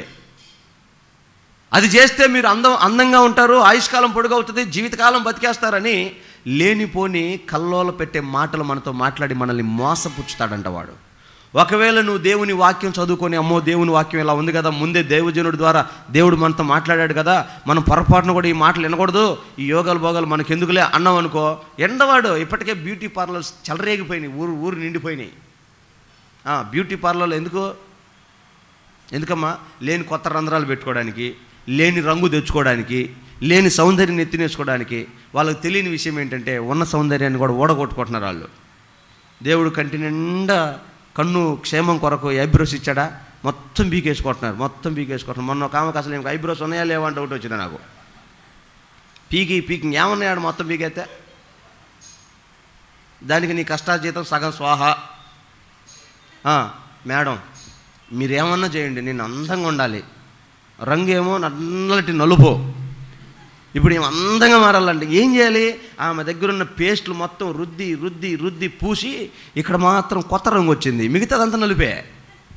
అంటే ఎలాగైనా వాని పని లోకంలోకి ఎలా ఎంటర్ అయిందో చెప్తున్నా మీకు. వాడు మనల్ని మోసం చేయడానికి, మోసపరుచు ఆత్మాది మనల్ని మోసం చేయడానికి. ఏం మోసం చేస్తాడు మనల్ని? ఏం చెప్పినా మనం వినం. ఆల్రెడీ మోసపోతానే ఉన్నాం. దీంట్లో డబ్బులు కట్టంటారా, మీకు లక్షలు లక్షలు వస్తాయి అంటే చాలు ఇంకా ఎగేసుకొని పోవటమే. ఇది ఎందుకు వస్తుందా, ఇన్ని లక్షలు ఎక్కడి నుంచి వస్తున్నాయి? వాడు ఏమైనా ప్రింట్ వేస్తున్నాడా? కష్టపడకుండా ఏం పడకుండా ఎక్కడి నుంచి వస్తున్నాయి? ఒక ప్రశ్న మీ మనసులోకి వస్తే ఇంత మోసాలు జరగవు. మనం మోసపోయే వాళ్ళం ఉన్నంత కాలం ఈ లోకంలో మోసం చేసేవాడు పుడతానే ఉంటాడు. కంపెనీలు పుట్టుకొస్తూనే ఉంటాయి, మోసం చేస్తూనే ఉంటాయి. అది పాతవి గతిస్తూ ఉంటాయి, కొత్తవి వస్తూనే ఉంటాయి. ఇవి జరుగుతూనే ఉంటాయి. 10,000 కడితే 20,000 ఎత్తున్నట్టు ఎట్టొస్తున్నాయి, 1,00,000 కడితే 2,00,000 వస్తాయి, ఎట్టొస్తున్నాయి? ఎలా సాధ్యం? గమనించి ప్రశ్నించుకొని ఆలోచన చేయాలి ఆగి. ఇలా మనల్ని మోసపరచడానికి ఒక్క కోణంలో కాదు, 100 మార్గాలలో 100 కోణాల్లో సాతానుగాడు మనల్ని మోసపరచడానికి ప్రతిమకు మాట్లాడే సామర్థ్యం ఇస్తాడు. ఆధ్యాత్మికంగా కూడా మోసం చేస్తాడు. హలో, ఇక రేపటి నుంచి డిజిటల్ చర్చిలు వస్తాయి, డిజిటల్ టెంపుల్స్ వస్తాయి, డిజిటల్ మసీదులు వస్తాయి. డిజిటల్ కాలం మొదలవుతుంది. ఇప్పుడు మనం గుడికి వెళ్తే, మసీదుకి వెళ్తే, చర్చికి వెళ్తే అక్కడ మనకు ఒక పాస్టర్ గారు కనపడుతుంది, లేకపోతే అక్కడ ఒక బొమ్మ కనపడుతుంది, లేకపోతే అక్కడ ఒక దేవుడని ఒక ప్రతిమ కనపడుతుంది. ఇక రేపు అవి కనపడవు. ఎక్కడ పోయినా రోబోనే కనపడతాడు. నీ మనసులో, నీ అంతరంగంలో ఏదైతే ప్రేరేపితం అవుతుందో. ఇప్పుడు నేను ఇంతకు ముందు కాలంలో విగ్రహారాధన చేసేటప్పుడు నాకు ఈ ఆ షేపులో ఉన్న వాళ్ళంటే అపరిమితమైన ప్రేమ. వాళ్ళు మాత్రమే దేవుడు, మిగతా వాళ్ళందరూ కాదు. ఆయనే బలవంతుడు, ఆయన శక్తిమంతుడు. ఎందుకంటే కొండనెత్తాడు అరచేత్తో. ఈ ఫీలింగ్స్ ఉండేవి నాకు. నేను ఎక్కడికి వెళ్ళి దండం పెట్టుకున్నా నాకు ఆడే వచ్చాడు మైండ్లోకి. రేపు రోబో టెక్నాలజీ వచ్చిన తర్వాత నా మైండ్లో ఏముందో వాడు తెలిసిపోద్ది. హలో, ఎలన్ మాస్ విన్నారా? న్యూరో సిస్టమ్ మీద ప్రయోగాలు చేస్తున్నాడు. ఏంటి? ఒక మెమరీ కార్డు తీసుకెళ్ళి మైండ్లో, ఆ చిప్ మైండ్లో ఇన్స్టాల్ చేస్తాడు. ఆ చిప్లో ఏముందో అది మొత్తం మన మైండ్లోకి వచ్చేస్తుంది. ఇప్పుడు మీరు స్పోకెన్ ఇంగ్లీష్ క్లాస్కి వెళ్ళాల్సిన పనిలా దాంట్లో స్పోకెన్ ఇంగ్లీష్ ఎక్కించాడు అనుకో వచ్చేస్తుంది. మీరు ఎంబీబీఎస్ చదవాల్సిన పనిలా ఎంబీబీఎస్ సబ్జెక్టు దాంట్లో ఎక్కించాడు అనుకో మన మైండ్లోకి వచ్చేస్తుంది. లా చదవాల్సిన పనిలా మొత్తం రాజ్యాంగం నీ మైండ్లో ఉండిపోద్ది. ఈ చదువులకి వాల్యూస్ ఉండవు, నేర్చుకునే వాటికే వాల్యూస్. ఈ మార్షల్ ఆర్ట్ ఇవన్నీ నేర్చుకుంటూ ఉంటారు కదా, డ్రైవింగ్, ఇదంతా మోడ్ ఆన్ చేసుకోవడమే. డ్రైవింగ్ మోడ్ అని కొట్టగానే డ్రైవింగ్ చేస్తాడు. అంతే. ఈ టెక్నాలజీ తొందరలో వచ్చేస్తుంది. ఇప్పటికే ఆల్రెడీ ఆ చిప్ వేసే అంత పరిస్థితి కూడా లేకుండా జస్ట్ గాల్లో ఆ న్యూరో బైట్స్ అంటారు వాటిని, నానో బైట్స్. నానో అంటే అతి స్వల్పం, చిన్నది, ఇంకంతకంటే చిన్నది లేదు అని అర్థం నానో అంటే. అలాంటి నానో బైట్స్ని గాల్లో స్ప్రే చేసి ఆ బైట్స్ ఎవరైతే ముక్కు ద్వారా పీల్చుకుంటారో అవి అలాగే వెళ్ళి మైండ్లో, మెదడులో ఇన్స్టాల్ అయిపోతాయి. ఆ నానో బైట్స్ మన మైండ్ని, మనం ఏం ఆలోచన చేస్తున్నామో, ఏం ఆశపడుతున్నామో దాన్ని ఆ ప్రతిమకి, ఆ రోబోకి మన ఆలోచనలన్నిటిని ఫార్వర్డ్ చేస్తుంది. వాడికి అర్థమైపోయింది ఇంకా ఇది నాకు నీకు మొత్తానికి వచ్చేస్తుంది. ఇప్పటికే చాలామందికి యూరోప్లో, అమెరికాలో కొంతమందికి వేసేశారు, చాలామందికి ఎక్కేసింది. వాళ్ళ ఆలోచనలు కూడా రోబోకి తెలిసిపోతున్నాయి. వాళ్ళ జీవితాల్లో విచిత్రాలు జరుగుతున్నాయంట. ఎవరైతే నానో బైట్స్ని మైండ్లోకి ఇన్స్టాల్ చేశారో వాళ్ళ జీవితాలు ఇప్పటికే పిచ్చి పట్టి క్రియలు జరుగుతున్నాయి. వాటర్ బాటిల్ ఉంటే బాగుండు, వాటర్ తాగొచ్చు అనుకునేసరికి బాటిల్ వచ్చి పక్కన ఉంటుంది. వంట రూమ్లో ఉన్న బాటిల్ వచ్చి పక్కన ఉంటుంది. బాత్రూమ్కి వెళ్ళాలి, చెప్పులు మంచం కిందకి వెళ్ళాయే, బయటకు వస్తే బాగుండు అనుకునేసరికి లోపలికి వెళ్ళిన చెప్పు బయటకు వస్తుంది. ఎంతగా ఉందా? కొండెప్పి కూడా వస్తుంది, చూద్దురు కానీ. కాకపోతే కొంచెం సమయం పడుతుంది, కంగారు పడాల్సిన పని లేదు, వస్తుంది. ఎందుకంటే వాడికి మనుషులు కావాలి, ప్రపంచం కావాలి, ప్రపంచమంతా వాడికి దండం పెట్టాలి. అలాగే మన మైండ్ మొత్తం వాడు స్వాధీనం చేసుకొని వాడు చెప్పినట్లు చేసేటట్లుగా మనం తయారు చేస్తాడు. ఇక మన మైండ్లో ఏముందో వాడికి తెలిసిపోద్ది. నువ్వు వాడికి ద్రోహం చేయాలనుకుంటున్నావా? సింగిల్ బుల్లెట్, అంతే, ఖతం. మనం ఉన్నాం అసలు లైఫ్లో, జీవితం ఉండదు, వ్యవస్థలు ఉండవు, ఆ అనురాగ బాంధవ్యాలు ఉండవు. ఇప్పటికే లేవు, ఉన్నాయా? ఎందుకని ఇది ఇంత ఎందుకు జరుగుతుంది? ఇప్పుడు వాడు సూచన ఎలా మొదలవుతుంది చూడు. అదే మత్తయి సువార్త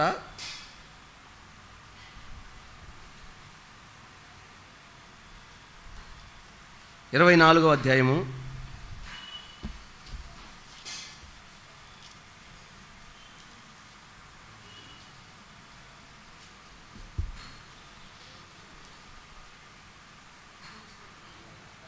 9వ వచనం నుంచి చదవండి.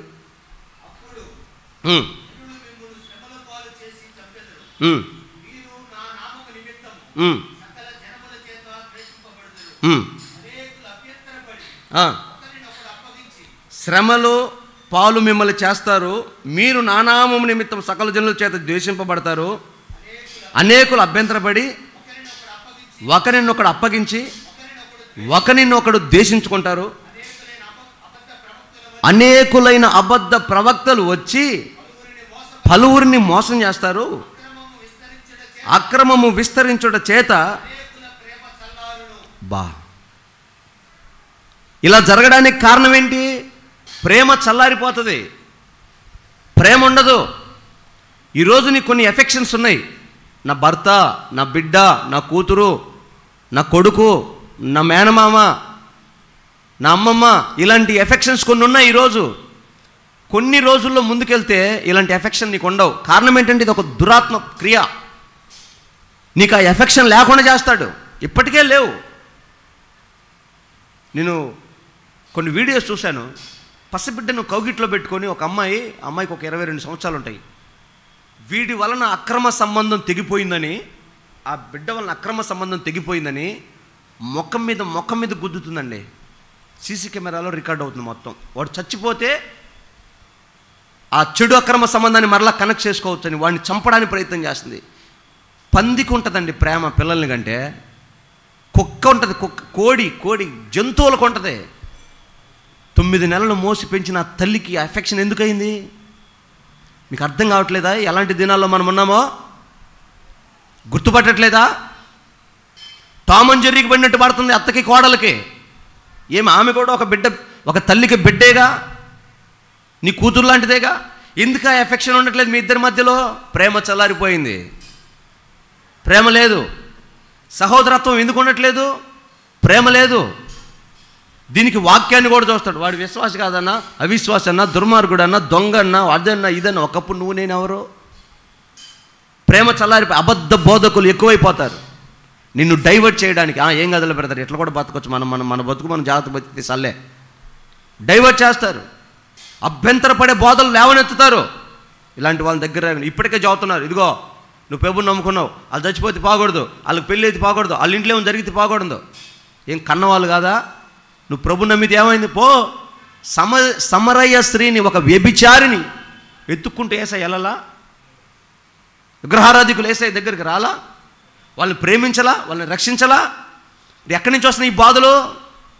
కొత్త బోధలు, కొత్త మా పాస్టర్ గారు ఎట్టు చెప్పరండి, మా సంఘంలో ఎట్టు ఉండదండి. అదేం సంఘం? అది బైబుల్ కాదా? మరి ప్రేమ కదా మూలం. ప్రేమ చేత కదా జయించాల్సింది. ఏమైపోయినాయి? అక్రమం ఎక్కువైపోయి చల్లారిపోయినాయి. ఇవెంత దినాలు? ఇవి రాకడ దినాలు, గుర్తుపట్టు. ఇంకా ఇప్పటికి కూడా నువ్వు మారు మనసు పొందకుండా నీ క్రియల్లోనే నువ్వు బ్రతికితే, ఇంకా నూనె డబ్బాల వైపు, ఆశీర్వాదాల వైపు, లోకం వైపు, లోక సంబంధమైన గతించిపోయే వాటి వైపు నువ్వు పరిగెడితే ఆయన ఎదుట ఎలా నిలబడగలుగుతావు? రాజ్యంలో ఎలా ప్రవేశిస్తావు? దేని కొరకు నీ అన్వేషణ, నీ పోరాటం, నీ ఆరాటం, నీ పరుగు ఎక్కడ దాకా? ఇన్ని మాటలు, రాకడ సందేశాలు వింటూ కూడా నువ్వు మారు మనసు పొందకపోతే, దేవునికి దగ్గరగా అంటు కట్టబడి ఉండకపోతే, ఏ ప్రేమ కోసము, ఏ లోకం కోసము, ఏ ఆధిపత్యం, ఏ అధికారం కోసం నువ్వు పరిగెడుతున్నావో వాటన్నిటిలో నువ్వు మోసపోయి నిరాశ ఊబిలో నిలబడిపోయే ఒక రోజు వస్తుంది. ఆ రోజు నువ్వు ఒక్కడివే మిగిలిపోతావు. ఎవ్వరుండరు. ప్రేమానురాగాలు కోల్పోతావు, అనురాగ రహితులైపోతారు, ద్వేషించే వాళ్ళు ఎక్కువైపోతారు నీ చుట్టూ. సమయం ఉండగానే మారు మనసు పొందు, దేవుని పట్టుకో. అందుకే యోహాను ఆయన సంఘానికి ఒక లేఖ రాస్తూ చెప్తాడు. యోహాను రాసిన మొదటి పత్రిక 4వ అధ్యాయం 1వ వచనంలో ఒక మాట చెప్తారు. చిన్నపిల్లలారా, లోకం మీదకి రావాల్సిన శ్రమ రాబోతుంది, ఆ సమయం సమీపమై ఉంది. చిన్నపిల్లలారా, మీరు దేవుని సంబంధులు, మీలో ఉన్నవాడు లోకములో ఉన్నవాడి కంటే గొప్పవాడు గనుక మీరు వానిని జయించి ఉన్నారు. లోకంలోకి వాడు వస్తాడు, వాడు మిమ్మల్ని శ్రమ పెడతాడు. ఆల్రెడీ వాడి పని ప్రారంభించాడు. లేకపోతే చెప్తున్నా కదా, కొండేపిలో బ్రాంతి సీసా కోసం చంపేయటం ఏందండి? ఆఫ్రికాలో కరువు ఎక్కువైపోయి, ఆ పాపం వలన మరి దేవుడి శాపమో ఏమో తెలియదు, ఎవడి చేతుల్లో బ్రెడ్ ముక్క కనపడింది అనుకో, వాడిని చంపేసి ఆ బ్రెడ్ ముక్క తింటారంట. అంత భయంకరమైన కరువు. అక్కడ ప్రజల తిండి ఏముంటుంది తెలుసా? ఈ నదుల దగ్గరికి వెళ్ళి, చెరువుల దగ్గరికి వెళ్ళి ఆ బంక మట్టిని, నున్నటి మట్టిని బట్టతో రుద్దుకొని, ఆ నున్నటి మట్టి నానిపోయిన తర్వాత కొంచెం తడుపుకొని అప్పడల్లాగా ఎండబెట్టుకొని ఆ మట్టి తిని బతుకుతారు. అందుకే ఆఫ్రికా వాళ్ళు ఎప్పుడు అంత బలవంతంగా కనపడరు మనకి. కొన్ని ప్రాంతాల్లో సంపాదించుకున్న వాళ్ళు, సంపన్నులైన వాళ్ళు ఉంటారు, కానీ మిగతా కొంచెం డ్రై ఏరియాలోకి వెళ్తే మట్టి తిని బతికే ప్రజలు ఉన్నారు. అక్కడ భయంకరమైన కరువు, శాపం విలయ తాండవం ఆడుతుంది. అందుకే నీ చేతులు అంత బ్రెడ్ ముక్క కనపడితే చాలు నిన్ను చంపేసి దాన్ని తీసుకెళ్ళిపోతారు. అలాంటి రోజులు వచ్చాయి, ఆల్రెడీ భూమి మీద ఉన్నాయి, నీకు కనపడట్లేదు అంతే. అర్థమవుతుందా? మొన్న యాక్సిడెంట్ జరిగిందా?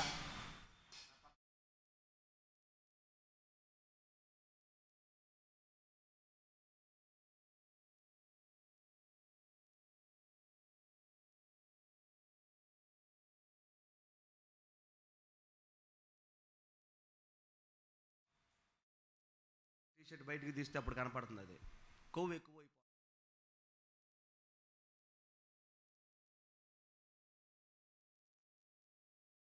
అది మీకే తెలుసు బాగా, నాకు తెలియదు. తెచ్చి పెడతంటే తినటం వల్ల ప్రార్థన చేయాలని, పరిచర్య చేయాలని, సోమరితనంగా తిని పండుకోకూడదు, నా వలన ఈ కుటుంబం ఆదరించబడాలి, ఆశీర్వదించబడాలి, రక్షించబడాలి, 10 మందిని సంపాదించాలన్న, ఇరుగుపుల వారికి సువార్త చెప్పాలన్న ఆ తపన పోయింది. తిండి ఐహిక విచారములు ఎక్కువైపోయి, లోకం మీద, ధనాపేక్ష మీద, దురాశల మీద మనసు పెట్టుకొని, శరీరాన్ని లోకానికి అప్పగించేసుకొని, లోకమే జీవితంలో కడుపే దేవుడు అనుకొని మనం మర్చిపోయాం. దేవుని సంగతులు మర్చిపోయాం. విజయవాడ దాకా వెళ్తే, సింగనగర్లోకి వెళ్తే మీకు తెలుస్తుంది. తినడానికి తిండి లేదు, దిగటానికి స్థలం లేదు, దిగినా ఎక్కడికి వెళ్ళాలో తెలియదు. ఉన్నదే అంత ఇల్లు, జీవితం అంతా పోరాడి అంత సంపాదించుకుంటే వాటర్ వచ్చి ఆ ఇల్లును కూడా లేపుకొని వెళ్ళిపోయింది. కూర్చోడానికి కుర్చీ లేదు, పడుకోవడానికి మంచం లేదు. మొత్తం వెళ్ళి ఒక స్థలంలో నిలబడితే కూర్చునేది ఎక్కడ, పడుకునేది ఎక్కడ, ఆకలికి అన్నం పెట్టేవాడు ఎవడు, తాగడానికి నీళ్ళు అయ్యి, పసిపిల్లలకు పాలు కూడా లేని కుటుంబాలు. ప్రపంచం నలుమూలలకు వెళ్ళక్కర్లేదు, మన పక్కనే జరుగుతున్న వాస్తవ సంఘటన. నీ దాకా రాకపోయేసరికి నేను క్షేమంగా ఉన్నానని స్తోత్రం చెప్పి, అది కూడా చెప్పట్లే చాలామంది దేవుని స్తోత్రం, అది కూడా చెప్పట్లా. తిన్నామా, వండుకున్నామా, మనలో పొద్దున్న లేచామా, యాడ్ తెచ్చుకున్నాం, యాడ్ సంపాదించుకున్నాం, పెట్టకపోతే ఈ బొచ్చుకొక పిల్లలు అరుతుంటే చూడు, ఆకలేస్తే ఆ రేంజ్లో రెచ్చిపోయి ఎలాగోలా మూట కట్టుకొని తెచ్చిపెట్టుకొని తిని అదే ఆనందపడతాను. కానీ 2వ ముద్ర విప్పగానే ఎర్రటి గుర్రం మీద వాడొస్తాడు. వాడు రేపుతాడు యుద్ధానికి, అసమాధానాన్ని కలుగు చేస్తాడు. ఇలాగా ఈ లోక సంబంధమైన ఎర్రలు మనకేసి, ప్రేమ చల్లారిపోయేటట్లు చేసి, అసమాధానాన్ని రేపి, ఒకరి మీద ఒకరు, కుటుంబాల మీద కుటుంబాలు, ఊర్ల మీద ఊర్లు, రాజ్యాల మీద రాజ్యాలు తిరగబడేటట్లు చేసి రక్తపాతం సృష్టిస్తాడు. ఈ 2వ ముద్ర విప్పినప్పుడు ఆ రక్తపాతం ఎంత భయంకరంగా ఉంటుందంటే, ఇర్మియా గ్రంథం 8వ అధ్యాయం 11వ వచనంలో మీరు చూస్తే, దైవజనుడైన ఇర్మియా ద్వారా దేవుడు ఆనాడే రేపు జరగబోయే సంగతులను మనకు రాసి ఉంచాడు. 51వ అధ్యాయం ఇర్మియా గ్రంథం 11వ వచనాన్ని చదువుదాం.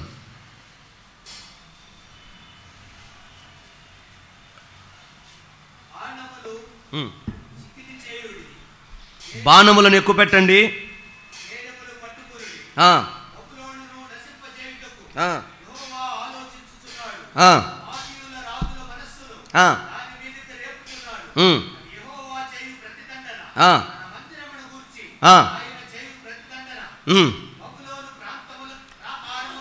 చాలండి. బబులోను అంటే ఇరాక్, ఇప్పుడున్న దేశం ఇరాక్. ఇంతకుముందు కాలంలో దాని పేరు బబులోను అని పిలువబడింది. అక్కడే ప్రతిమను లేపింది. అక్కడే దేవుడు అంటాడు, మీ బాణములను ఎక్కుపెట్టండి, పదును చేయండి, వాటిని బబులోను మీదికి గురి చూపండి, బబులోను ప్రాకారాలు కూల్చండి, బబులోను మీద నిప్పు వేయండి, అగ్ని రగిల్చండి, బబులోని నాశనం చేయండి. దేనికి ఇదంతా? యెహోవా సెలవిచ్చుచున్నాడు, ఆయన మందిరము నిమిత్తమై, సంఘాన్ని గురించి, సంఘ క్షేమాన్ని గురించి. ఎవరైతే విరోధంగా లేస్తున్నారో ఆయన పిల్లల మీదకి యుద్ధానికి వెళ్ళండి అని.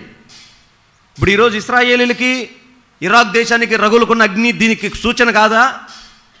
మనకు కనబడట్లేదా? ఇప్పుడు జరుగుతున్న యుద్ధాలు పిల్లకాయ యుద్ధాలు. హలో, ఇప్పుడు జరిగే యుద్ధాలు పిల్లకాయ యుద్ధాలు. అంటే చిన్నపిల్లలు కొట్టుకుంటారే, ఇసుక పోసాడని, జుట్టు మట్టి పోసాడని, చొక్కాలు పట్టుకొని కొట్టి, నాన్న ఆడు కొట్టాను, ఇటు కొట్టాను అంటే మనం ఏం చేస్తాం? అటు ఇటు తుడిచి ఏం కాదు లేరని మాట్లాడతామా? మా పిల్లడు జాగ్రత్త చూసుకో అంటాం, వదిలేసి వచ్చేస్తాం. పెద్దలు కొట్టుకుంటే ఎలా ఉంటుంది? తలకాయలు పగిలి పెద్ద ఆసుపత్రికి రావాల్సి వస్తుంది. ఇప్పుడు జరిగే యుద్ధాలు పిల్లకాయ యుద్ధాలు. ఉక్రెయిన్కి రష్యాకి ఎన్ని రోజుల నుంచి యుద్ధం జరుగుతుంది? ఇన్ని సంవత్సరాలు ఆ కొట్టుకునేది. సిగ్గు లేదు, ఆలకం లేదు, ఈలకం లేదా? అటు ఇటు తేలిపోవాలి. ఇజ్రాయేల్కి, ఇరాక్కి, గాజాకి మధ్య ఎన్ని రోజుల నుంచి యుద్ధం జరుగుతుంది? పిల్లకాయ యుద్ధాలు ఇవి సూచనలు ఇవి.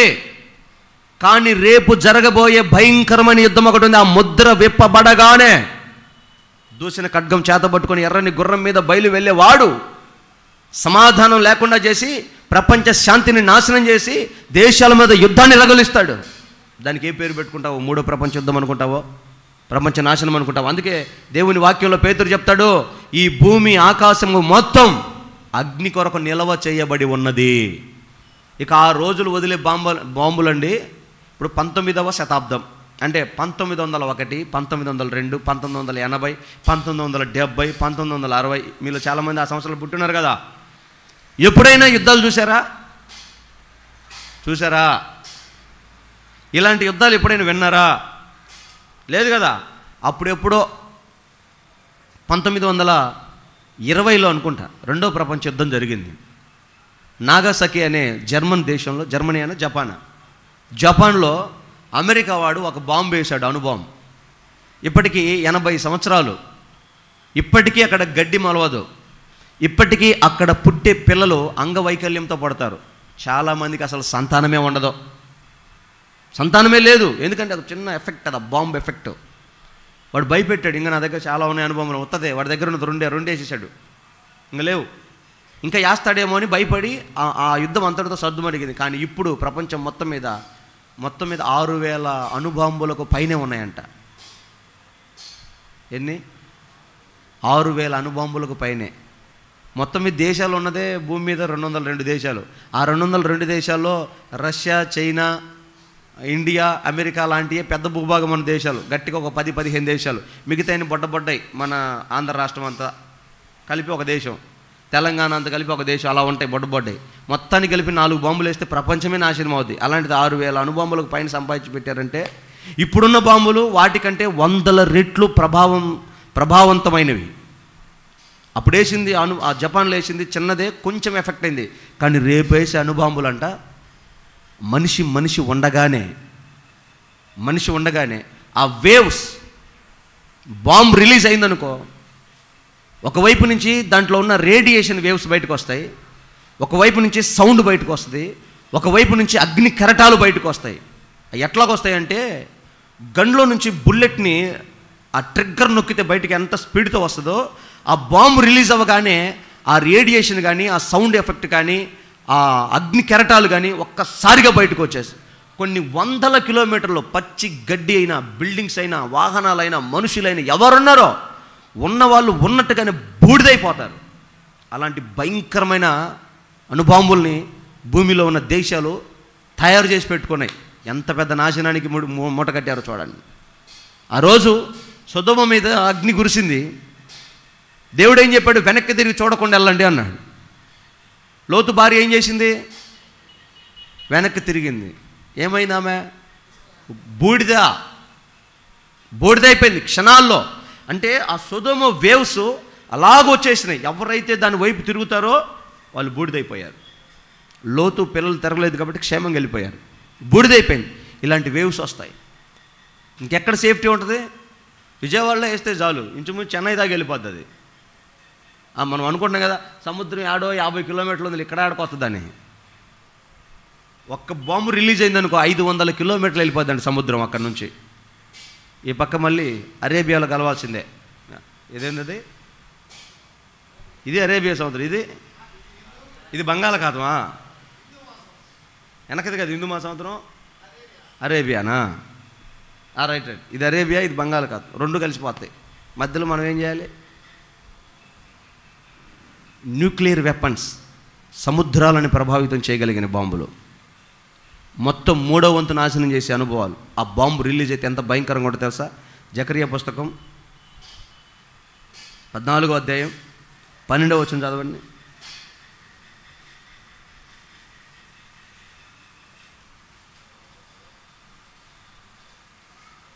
జకరియా గ్రంథం 14వ అధ్యాయం 12వ వచనం చదవండి. దేవుడు తెగుళ్ళను పుట్టించి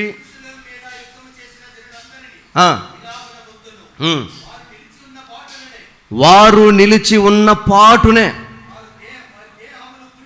వారి దేహాలు కుళ్ళిపోతాయి. కన్నులు ఉండగానే కుళ్ళిపోతాయి. వారి నాలుకలు నోళ్ళలో ఉన్నప్పుడే కుళ్ళిపోతాయి.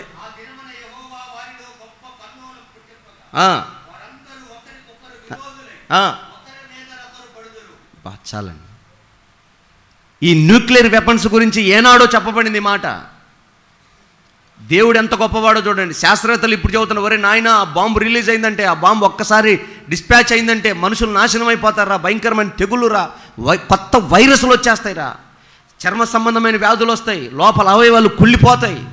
నేను కరోనా వచ్చింది, కరోనా వస్తే ఏం చేసింది? లోపల ఉన్న ఊపిరితిత్తుల్ని రంధ్రాలు పెడేటట్టు చేసింది. అంటే ఈ పొగాకు బ్యార్నీలో ఒక నేషం అనుకో తగలబడుతున్నప్పుడు వాడికి ఊపిరితిత్తులు మొత్తం లోపలే కాలిపోతాయి. మనిషికి ఏం కాదు, లోపల కాలిపోతాయి. సిగరెట్ తాగే వాళ్ళ పరిస్థితి అదే. ఈ గుండె జబ్బులు ఇన్ని రావడానికి కారణం ఏంటనుకున్నారు? సిగరెట్ తాగే అలవాటుతో ఉండి వాళ్ళ పిల్లల కంటే ఇలాంటి జబ్బులే వస్తాయి. దేవుడిచ్చిన అవయవాలను పూర్తిగా నాశనం చేసుకుంటారు. అందుకదా దేవుడు మీ దేహం దేవుని ఆలయం రా, దాన్ని పాడు చేసుకోవద్దని చెప్పేది. రేపొద్దున జరగబోయేది ఏం తెలుసా?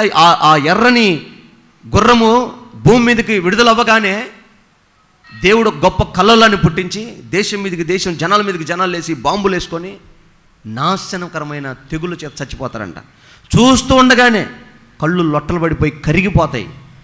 నోట్లో నాలుక ఉంటుంది కానీ ఉన్నట్టుగానే ఉండి నాలుక పాడైపోయింది. చర్మం కుళ్ళిపోయిద్దంట చూస్తూ ఉండగానే. టైం పడుతుంది మామూలుగా మనిషికి కుళ్ళిపోవడానికి, కానీ చూస్తూ ఉండగానే వెళ్ళిపోతుంది. కారణం ఏంటంటే ఆ వేవ్స్ వచ్చేస్తాయి, ఆ న్యూక్లియర్ వేవ్స్ వచ్చేస్తాయి. మనం చెప్పాను కదా, యురేనియం.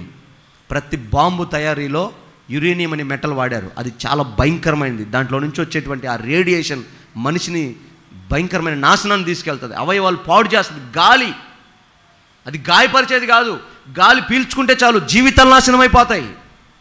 ఇప్పటికే వచ్చేసినాయి, పిల్లలే పుట్టట్లేదు. ఎందుకని పుట్టట్లేదు? సంతాన సాఫల్య కేంద్రాలు ఎక్కువైపోయినాయి. ఎందుకని? ఇలాంటివి తయారు చేసి ఇలాంటివి సృష్టిస్తూ ఉంటే ఆ రేడియేషన్ గాల్లో కలిసిపోయింది. పుట్టరు, ఇంకా పిల్లలు పుట్టరు. ఇది ఒక ప్రణాళిక. సాతానుగాడు ప్రపంచం మీదకి నాశనం చేయడానికి ప్రభు చిత్తం మీద 3వ గుర్రంలోకి వస్తుంది. అది ఇదో ప్రణాళిక, ఇదొక నాశనానికి మూలం. ఇంత భయంకరమైన స్థితి మొదలవుతుంది. అయినా కూడా విడవబడిన సంఘానికి మారు మనసు రాదంట. ఎంత మూర్ఖులో చూడండి, ఎంత రాతి గుండె కలిగిన వారు ఆలోచన చేయండి. దేవుని ప్రేమను అర్థం చేసుకోలేరు, దేవుని వాక్యాన్ని జ్ఞాపకం ముందు ఉంచుకోరు, దేవునికి ఎప్పుడు తిరగబడతానే ఉంటారు. మూర్ఖులకు తరమని మోసపోతానే ఉంటారు, అన్యాయం చేస్తూనే ఉంటారు. ఈ పరిస్థితులు ఇలా ఉండగా, ఈ భయంకరమైన ఈ స్థితిగతి భూమి మీదకి వచ్చి ఉండగా ఇంకా కొన్ని ప్రసంగాలు ఉంటాయంట. ఎట్లుంటే చూస్తారా? అదే ఇర్మియా గ్రంథం 8వ అధ్యాయం 11వ వచనం చదువు. ఇంత భయంకరమైన స్థితిగతి భూమి మీదకి వస్తే, దేవుని ఉగ్రత సమీపిస్తే, కళ్ళకు కనబడతా ఉంటే లోకంలో ఏం జరుగుతుందో, వరదలు ఒకవైపు, భూకంపాలు ఒకవైపు, యుద్ధాలు ఒకవైపు, అత్యాచారాలు ఒకవైపు జరుగుతూ ఉంటే సమాధానము లేని ఆ రోజున ఇదిగో మీకు సమాధానం కలుగుతుంది, సమాధానం కలుగును గాక అని వారు చెబుతూ ఉంటారంట. జనుల గాయములను పైపైన మాత్రమే మసిబూసి మారేడికాయ చేసే మాటలు పైపైన మాత్రమే చేయుదురు.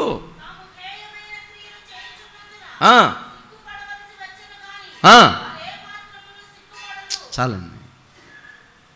జనులు సమాధానం లేక, నెమ్మది లేక, విసిగి వేసారిపోయి, నష్టపోయి, కుప్పగోలిపోయి, కుటుంబంలో మనసును కోల్పోతూ రోగాల మధ్యలో పడితే మారు మనసు పొందండి రా, పాపాన్ని విడిచిపెట్టండి రా, దేవుని వైపు తిరగండి రా, దేవుని రాజ్యానికి సిద్ధపడండి రా అని చెప్పాల్సిన వారు, అయ్యో మీకు సమాధానం లేదా, నా దగ్గర రా, పిల్లలు లేరా, నా దగ్గర రా, ఆశీర్వాదం లేదా, నా దగ్గర రా.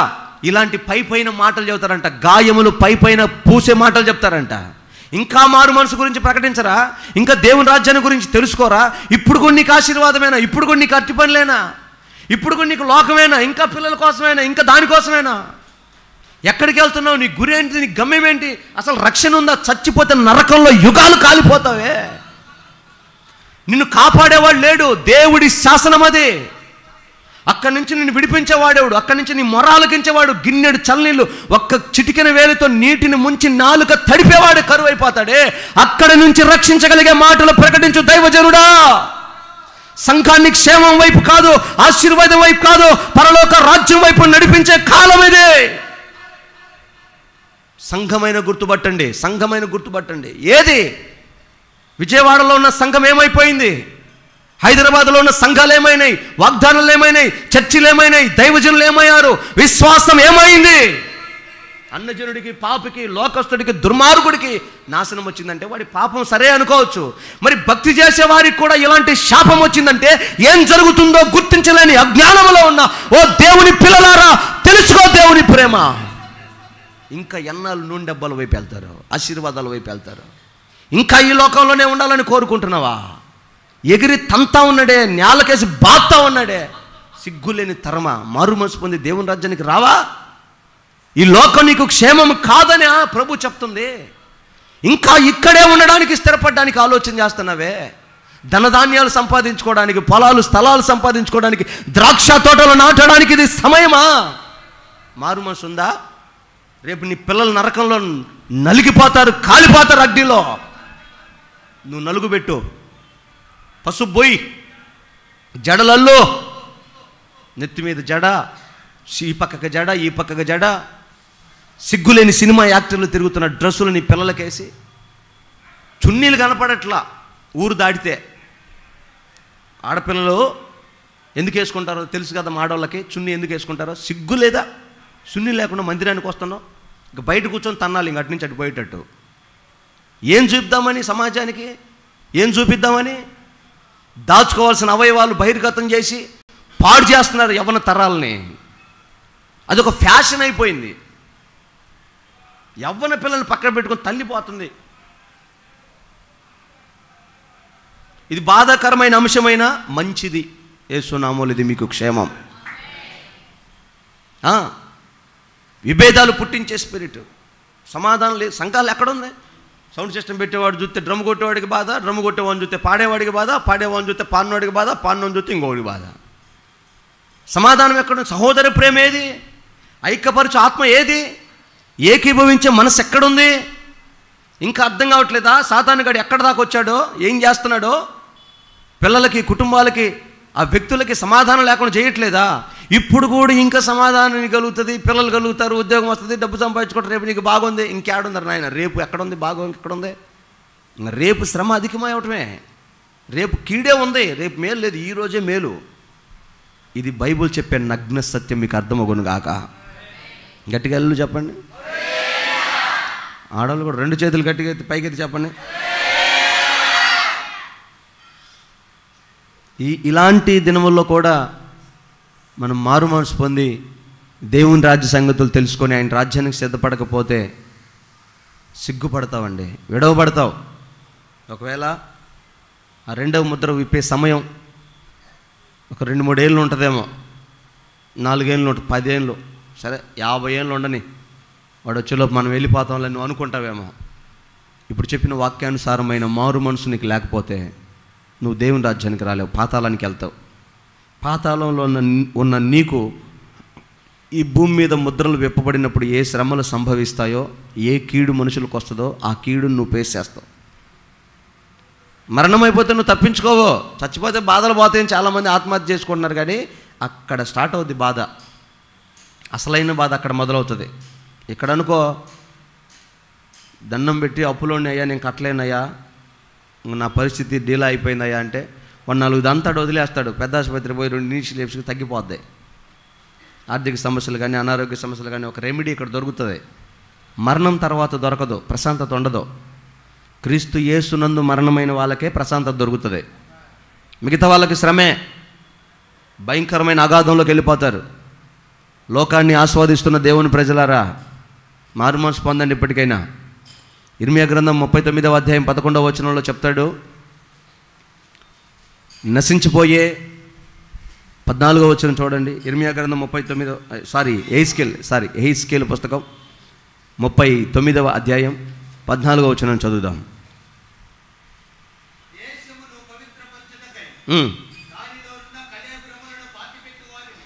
దేశమును పవిత్రపరచడానికి, దానిలో ఉన్న కళేబరములను పాతి పెట్టడానికి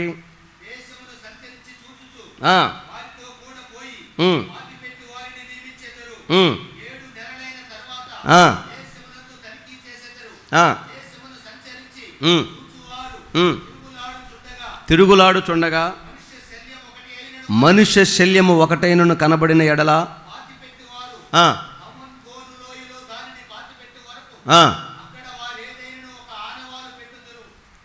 చాలండి. రేపు జరిగే యుద్ధం ఎంత భయంకరంగా ఉంటుందో ముంగుర్తుగా మట్టి బుర్రలని మనకి ముందుగానే దేవుడు బయలుపరిచాడు. ఇంకేం చెప్పాలి దేవుడు? ఎంత వివరం చెప్పాడు యేసయ్య. అరటిపండు వలిచి నోట్లో పెట్టినట్టుగా చెప్పాడు. ప్రతి మాట బైబిల్ గ్రంథంలో రాసి పెట్టాడు. మనుషులు వెళ్ళి ఆ బాంబుల ద్వారా, ఆ వేయబడినటువంటి ఆ న్యూక్లియర్ వెపన్స్ ద్వారా గాయపరచబడిన శరీరాలు ముట్టుకుంటే ఆ ముట్టుకున్న వాడికి కూడా ఎఫెక్ట్ వచ్చేస్తుంది. తాకడానికి కూడా భయపడతాడు మనిషి. మన కరోనా వస్తే పట్టుకున్నారా? అది నీకు సూచన కాదా? ఎంత బుద్ధిహీనుడంటే, కరోనా వచ్చినప్పుడు లేని శాస్త్రము, సాంప్రదాయము, ఆచారము కరోనా బాగానే మళ్ళీ వచ్చి తగులుకుంది వాడికి. ఎంత అమాయకత్వం ఇది! పెళ్ళి కావాలన్నా రా, పలానా అమ్మాయి పలానా అబ్బాయి, నేను చేస్తా పెళ్ళి, అయిపోయింది. ఇల్లు కట్టాలన్నా కట్టు. ఆ ఇంట్లో ఉండాలనుకుంటున్నావా, నేను వచ్చి ప్రార్థన చేస్తా, దేవుడు దాన్ని నూతన పరుస్తాడు, ఇంట్లోకి పో. ఇంకేమైనా చేయాలనుకుంటున్నావా, వాక్యానుసారం ఏముంది అది చేద్దాం. ఏంది పిల్ల పిత్రి చేష్టాలన్నీ, తిక్క తిక్కయన్నీ ఎవరు చెప్పారు మీకు? నువ్వు దేవుని నమ్ముకున్నావా, దయ్యాన్ని నమ్ముకున్నావా? నువ్వు క్రైస్తవుడవా లేకపోతే వేరే మతానికి సంబంధించిన వాడువా? ఇది చెప్పినందుకు నేను శత్రువుని, పగొస్తుని అంటే ఏమనుకోమాకండి. ఇప్పుడు జరిగిపోయిన వాళ్ళందరూ ఏమనుకోమాకండి. జరగాల్సిన వాళ్ళకి ఎవరికైనా బుద్ధి వస్తే చేసుకోండి, లేకపోతే మీ కర్మ. నేనేది చెప్పాలి కదా. చాలా పెళ్ళిళ్ళలో చూసా, మంగళసూత్రం తీయండి, ప్రార్థన ఈ పాస్టర్ గారు మంగళసూత్రం ఏమని చేయాలి? సరే ఏదో చేసాం, కట్టేటప్పుడు మళ్ళీ మాట, ఇదిగో భారతీయ సాంప్రదాయం ప్రకారం మంగళసూత్రం కట్టు. పాస్టర్ గారు, భారతదేశ సాంప్రదాయం అదే ఏమండి? భారతదేశ సాంప్రదాయం అదే. సిక్కులు కట్టుకోరు, ముస్లింలు కట్టుకోరు, క్రైస్తవులు కట్టుకోరు, వీళ్ళందరూ భారతీయులు కాదా? మరి దాన్ని భారతదేశ సాంప్రదాయం పేరు ఎందుకు పెట్టావు? చెప్పడు. నాలాగెవడని చెప్పేవాడు వస్తే వాడి మీద విషపు మాటలు జుమ్ముతాడు. ఆయన పిలుచుకొచ్చినాను తాళి కూడా కట్టనీడు ఆయన. అది ఆయన వద్దులు, నువ్వు చెయ్యి. దేనికి ఇదంతా? 4,000 డబ్బుల కోసమేగా. తోలు తీస్తాడు రేపు పొద్దున యేసయ్య. దేవుని బిడ్డలు దేవుని బిడ్డలాగే ఉండాలి. అంటే ఇది నేనేం నరకాన్ని తీసుకెళ్తుందని నేను చెప్పట్లేదు, కానీ దేవుడి మహిమ కోల్పోవడానికి ఇది ఒక కారణం అవుతుంది. అందుకే మారు మనసు పొందుదాం. ఈ పనికి మళ్ళీ ఇవన్నీ కాళ్ళకి చేతులు ఇప్పుడు పూసుకోరాదా పసుపు? నీకు అంతలా అంత ఆనందంగా ఉంటే తొట్లో పసుపు వేసుకుని ఒక బత్త వేసుకొని మునగరాదా? ఆ రోజే పూసుకోవాలన్నా ఆనందంగా. మళ్ళీ దీన్ని మొత్తైదులు పూయటం మళ్ళీ ఒకటి సిగ్గులేని సాంప్రదాయాలు. ఆ వారం రోజులు నిన్న సుశీలమ్మ కొడుకుని వాడు తాగి ఆ రకం కొట్టిండు. సుశీలమ్మ అది పెళ్ళి కొడుకుని కనికరింగులే తాగుపోతాడికి. ఇవన్నీ అమాయకత్వమే. సరే, మీలో ఎవరైనా ఈ మాటలని మారు మనసు పొంది ఎంత నిజంగా కాకపోతే జాన్సన్ ఈ మాటలు చెప్తాడు, మనం ఎందుకు చేయటం అన్నదనుకో, పక్కన ఉన్న పెద్ద కిస్టిన్ వస్తుంది. నమ్మేవాళ్ళే పేబుని, మేము నమ్ముకోలే, ఫస్ట్ నుంచి వస్తుంది ఇది చెయ్యి. ఎవరన్నా ఏమన్నా అనుకోరు, ఈమెకు ఆల్రెడీ లోపల ఉంటుంది ఎవడన్నా ప్రేరేపితే చేద్దామని. ఓ పక్క వద్దని, ఓ పక్క ఎవరన్నా ప్రేరేపితే చేద్దామని, రెండు తలంపుల మధ్యలో చచ్చిపోతూ ఉంటుంది. ఇప్పుడు ఆ పక్క సైతాన్గా లేపుతాడు, ప్రతిమని లేపినట్టు. చెయ్యి మన వాళ్ళందరూ చేయలా, పాస్టర్ గారు చేసిన మొన్న కూతురికి పెళ్లి చేస్తాను. అమ్మ అంత పని జరిగిందా? అంగ కానీ పాస్టర్లే చేస్తాంటే ఇంక విశ్వాసులకు ఏమవుద్ది? అందుకే వాక్యంలో చెప్తాడు దేవుడు, విశ్వాసానికి కర్తయు దానిని నడిపించు వాడైన మన ప్రభు అయిన యేసు క్రీస్తు వైపు చూడండి. మీ ఊరి పాస్టర్ వైపు చూస్తే నువ్వు గుంతలో పడతావు. ఈ లోక సంబంధమైన మనుషుల వైపు, భక్తుల వైపు నువ్వు చూస్తే ఓడిపోతావు, పడిపోతావు. ఎవరో నీకు నచ్చిన వాళ్ళని చూసావు అనుకో, వాళ్ళు గడ్డం పెంచుకొని ఉంటారు, మీసాలు పెంచుకొని ఉంటారు, లేదా బోడిగుండు చేసుకొని ఉంటారు, గడ్డం మీసాలు తీసేసి ఉంటారు. నీకు ఆ లైఫ్ స్టైల్ అర్థమైపోతుంది. ఏసై వైపు చూసావు అనుకో, ఆయన పరిశుద్ధుడు కనుక పరిశుద్ధమైన మార్గంలో వెళ్తావు. దేవునికి మహిమ కలుగును గాక. హల్లెలూయా. రేపొచ్చే ఆ శ్రమలో కుళ్ళిన ఆ శరీరాలను పట్టుకోవడానికి కూడా మనిషి భయపడి రోబోలని సెక్యూరిటీగా పెడతాడంట. ఆ రోబోలే శవాల అవయవాలను వెతికి కొప్పేసి తగలబెట్టేస్తారు. రోబో ఎందుకు తయారవుతుందో తెలుసా? మనల్ని రూల్ చేయడానికి, రేపు కలిగే గాయాల్లో నుంచి, ఆ భయంకరమైన శ్రమలో నుంచి మనిషిని కాపాడడానికి రోబోస్ వస్తాయి. ఎందుకంటే ఆ బాంబు ఎక్కడ రిలీజ్ అవుతుందో అక్కడ మనుషుల్ని ఎవరు పట్టుకోకూడదో. పట్టుకుంటే ఆ వైరస్ మనకు అంటుకుంటుంది. మనకు అంటుకుంటే మనకు ఫ్యామిలీకి వచ్చేస్తుంది, కుటుంబం నాశనం అయిపోద్ది. అందుకని మనుషులు ఎవరు అలాంటి స్థలానికి వెళ్ళనివ్వడో, రోబోస్ మాత్రమే వెళ్తాయి.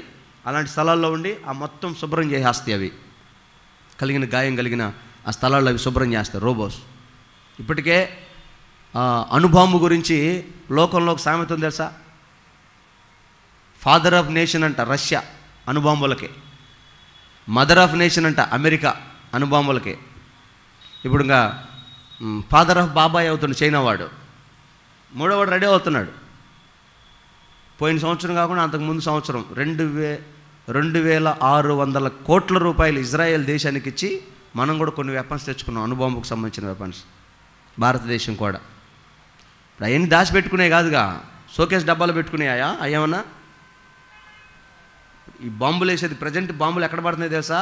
ఎక్కడైతే ఈ మందు గుండు సామాగ్రిని దాచారో అక్కడక్కడ బాంబులు వేస్తారు ప్రస్తుతం. కొన్ని చోట్ల ప్రజల మీద పడుతున్నాయి. కానీ ఇంక రేపు మనుషులే కదా అందరూ. ఎవరికైనా తిక్కరేగిందనుకో, ఆడెవడు ఉన్నాడు కదా ఉత్తర కొరియాలో కిమ్, అలాంటి వాడికి ఇంకా తిక్కరేగిందనుకో మొత్తం వాడు కదా లంకం తగలబెట్టినట్టు తగలబెడతాడు. స్టార్ట్ అయిపోయింది. శ్రమ మన చుట్టూ వైఫై లాగే ఉంది.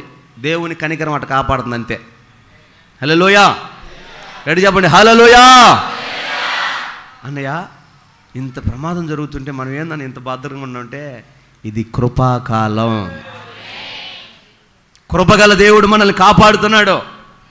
ఆయన వచ్చి తన సంఘాన్ని తీసుకుని వెళ్ళే వరకు ఎవడైనా ఆయన మాటకు లోబడి శాంతించాల్సిందే.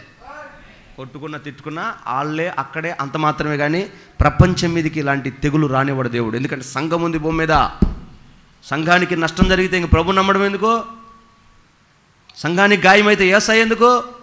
తన సంఘాన్ని తీసుకెళ్తాడు. ఎవరో వచ్చేవాళ్ళు ఎవరో కొంతమంది ఉంటారు కదా సంఘంలో, శేషించిన జనం ఉంటుంది కదా, వాళ్ళని తీసుకెళ్తాడు. మిగతా వాళ్ళు ఎడవబడతారు. ఇక ఆ ఎడవబడ్డల మీదకి యుద్ధం మొదలవుతుంది సాతాను గాడికి. ఇలాగ వాడు ప్రేరేపిస్తాడు. ఇక వాడు ఇంకా సమాధానం లేకుండా చేస్తాడని చెప్పే కదా. మొదట వాడి 12 చదువు, 6వ అధ్యాయము 2వ వచనమా 3.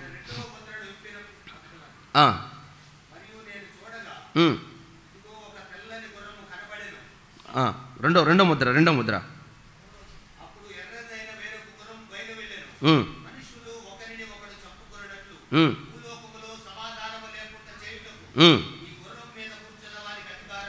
చాలండి. జఫన్యా గ్రంథం 1వ అధ్యాయం 14వ వచనం చదువు.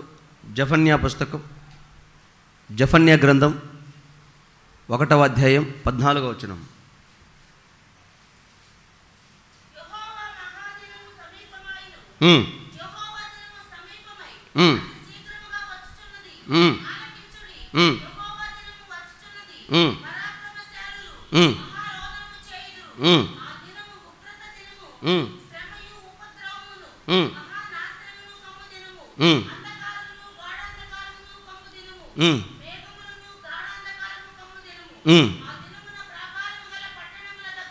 ఆ దినమున ఏదైతే గొప్పదని, ఏదైతే సెక్యూరిటీ ఉందని, ఏదైతే ఆశీర్వదించబడిన దేశమని చెప్పుకుంటారో ఆ ప్రాకారం గల పట్టణాలని,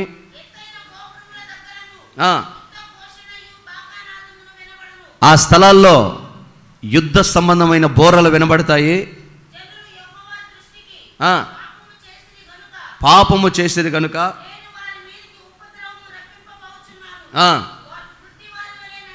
వారు గుడ్డి వారి వలె నడుస్తారు.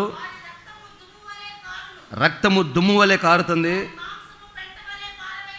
అబ్బా ఇంక చాలన్న. ఏ పట్టణం అయితే గొప్పదని అమెరికా అని, ఐరోపా అని, ఇంగ్లాండ్ అని, చైనా అని, రష్యా అని గొప్పగా చెప్పుకుంటున్నారో, ప్రాకారాలు ఉన్నాయని, సెక్యూరిటీ ఉందని, ధనం ఉందని, ఆశీర్వదించబడిందని గణపరుచుకుంటున్నారో, ఆ పట్టణం మీదికి యుద్ధ బోరలు వినబడతాయంట, యుద్ధ శబ్దాలు వినబడతాయంట. ఆ దేశాల మీదకి ఆ దేశ ప్రజల రక్తం దుమ్ము వలె లేస్తుందంట. దేశ ప్రజల మాంసం పెంట దిబ్బలుగా వేయబడుతుందంట. ఎందుకని ఆ మాట వాడారంటే, ఎవడైనా పెంటను ముట్టుకోవడానికి ఇష్టపడతాడా? ఈరోజు చచ్చిపోతే ఎవరైనా మీద పడి ఏడ్చే వాళ్ళు ఉన్నారు కదా, ఆ రోజు అలా ఉండరు. అసలు ముట్టుకోవడానికి భయపడతారు. ఆ శరీరాలని, ఆ శవాల్ని ముట్టుకోవడానికి భయపడతారు. ఎంత ఒకటే రెండో మూడో సమాధి కార్యక్రమం చేయడానికి కూడా వీళ్ళేనంత దిబ్బలుగా శవాలు మారిపోతాయి. ఇంకొండదు, ఏముండదు. ఇప్పుడు ప్రజలు వెళ్తూ ఉన్నారు కదా, ఆస్తులు పాస్తులు, వెండి బంగారం, అబ్బోబ్బోబ్బా, ఒకటి మెడలో చూడాలి, ఒకటి చేతికి చూడాలండి, పచ్చగా మామూలుగా ఉండదు. తొందరలో ఉంగరాలు తీసి ఇసిరేసే రోజులు రాబోతున్నాయి. వచ్చే వారం చదువుతా ఎందుకు వేస్తారు. మనుషులందరూ చచ్చిపోతే వెండి బంగారాలు ఏం చేసుకుంటారు? మీకు తెలుసా, దేవుని వాక్యంలో మాట ఉంది, యెషయా గ్రంథము 13వ అధ్యాయం 12వ వచనంలో మీరు చదివితే వెండి బంగారాల గురించి ఒక ప్రవచనాత్మకమైన మాట చెప్తాడు దేవుడు. యెషయా గ్రంథం 13:12 నేను ముగిస్తున్నా. బంగారము కంటే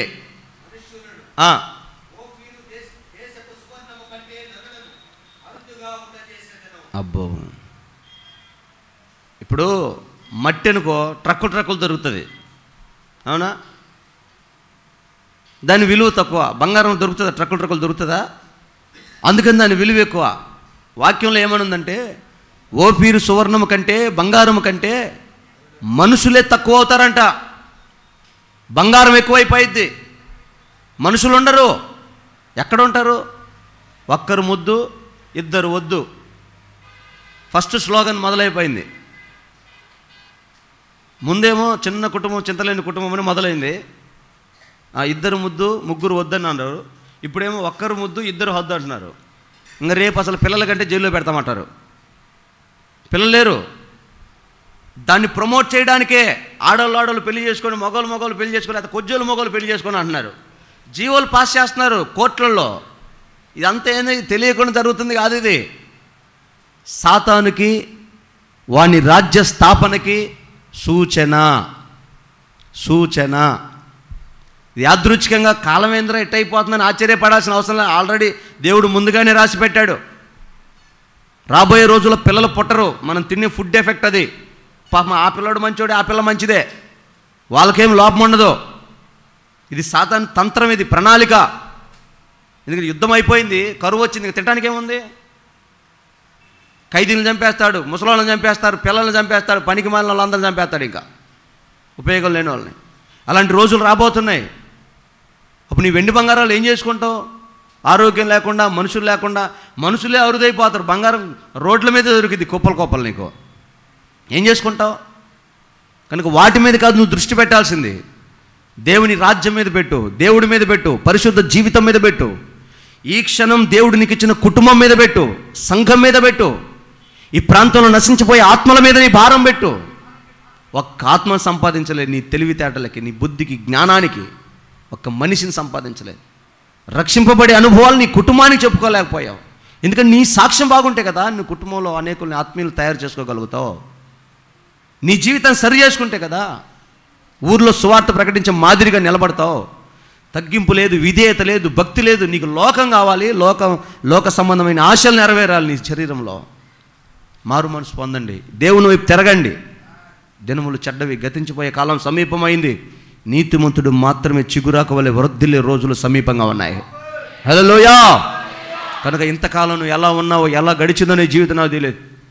యుద్ధ సమాచారముల గురించి మీరు వింటారు, కలవరపడమాకండి. ఇప్పుడు జరిగే యుద్ధాలు చాలా చిన్నవి. ఆ రోజున జరిగే యుద్ధం, ఆ రెండవ ముద్ర విప్పబడినప్పుడు చేసేటువంటి ఆ భయంకరమైన అసమాధానం వలన కలిగే నష్టం ఇంతకు ముందు ఎప్పుడు ఈ ప్రపంచం ఊహించదు. ఇప్పటికే మీరు చూస్తున్నారుగా, ఒక్క తుఫాను పడిందా? రెక్టర్ స్కేలు ఇంతకుముందు ఎప్పుడు 100 సంవత్సరాల్లో నమోదు అవ్వలేదు. మునిగిందా? ఈ పట్టణంలో 100 ఏళ్లకు ముందు ఇలాంటి వరద రాలేదు. యుద్ధం జరిగిందా? ఇంతకుముందు ఎప్పుడు ఇలాంటి యుద్ధం జరగలేదు. ఇంతకుముందు ఎప్పుడు జరగవు, ఇక మీద జరిగేవి కొత్తయే, వింతలే, అద్భుతాలే. ఇలాంటి రోగాలు రావు. ఎక్కడుందండి బీపీ? డెంగ్యూ జ్వరం ఎప్పుడైనా విన్నారా? నేను వినలా, ఈ మధ్యకాలం వింటున్నా, 4-5 ఏళ్ళ నుంచి, 5-6 ఏళ్ళ నుంచి. అంతకుముందు లేదు. కొత్త కొత్త జబ్బులు. మీ నాన్నకుంటే వస్తుంది, మీ అమ్మకుంటే వస్తుంది అంటే వాళ్ళ అమ్మకు లేకపోతే మా అమ్మకి ఎట్టొచ్చింది నాకు రావడానికి?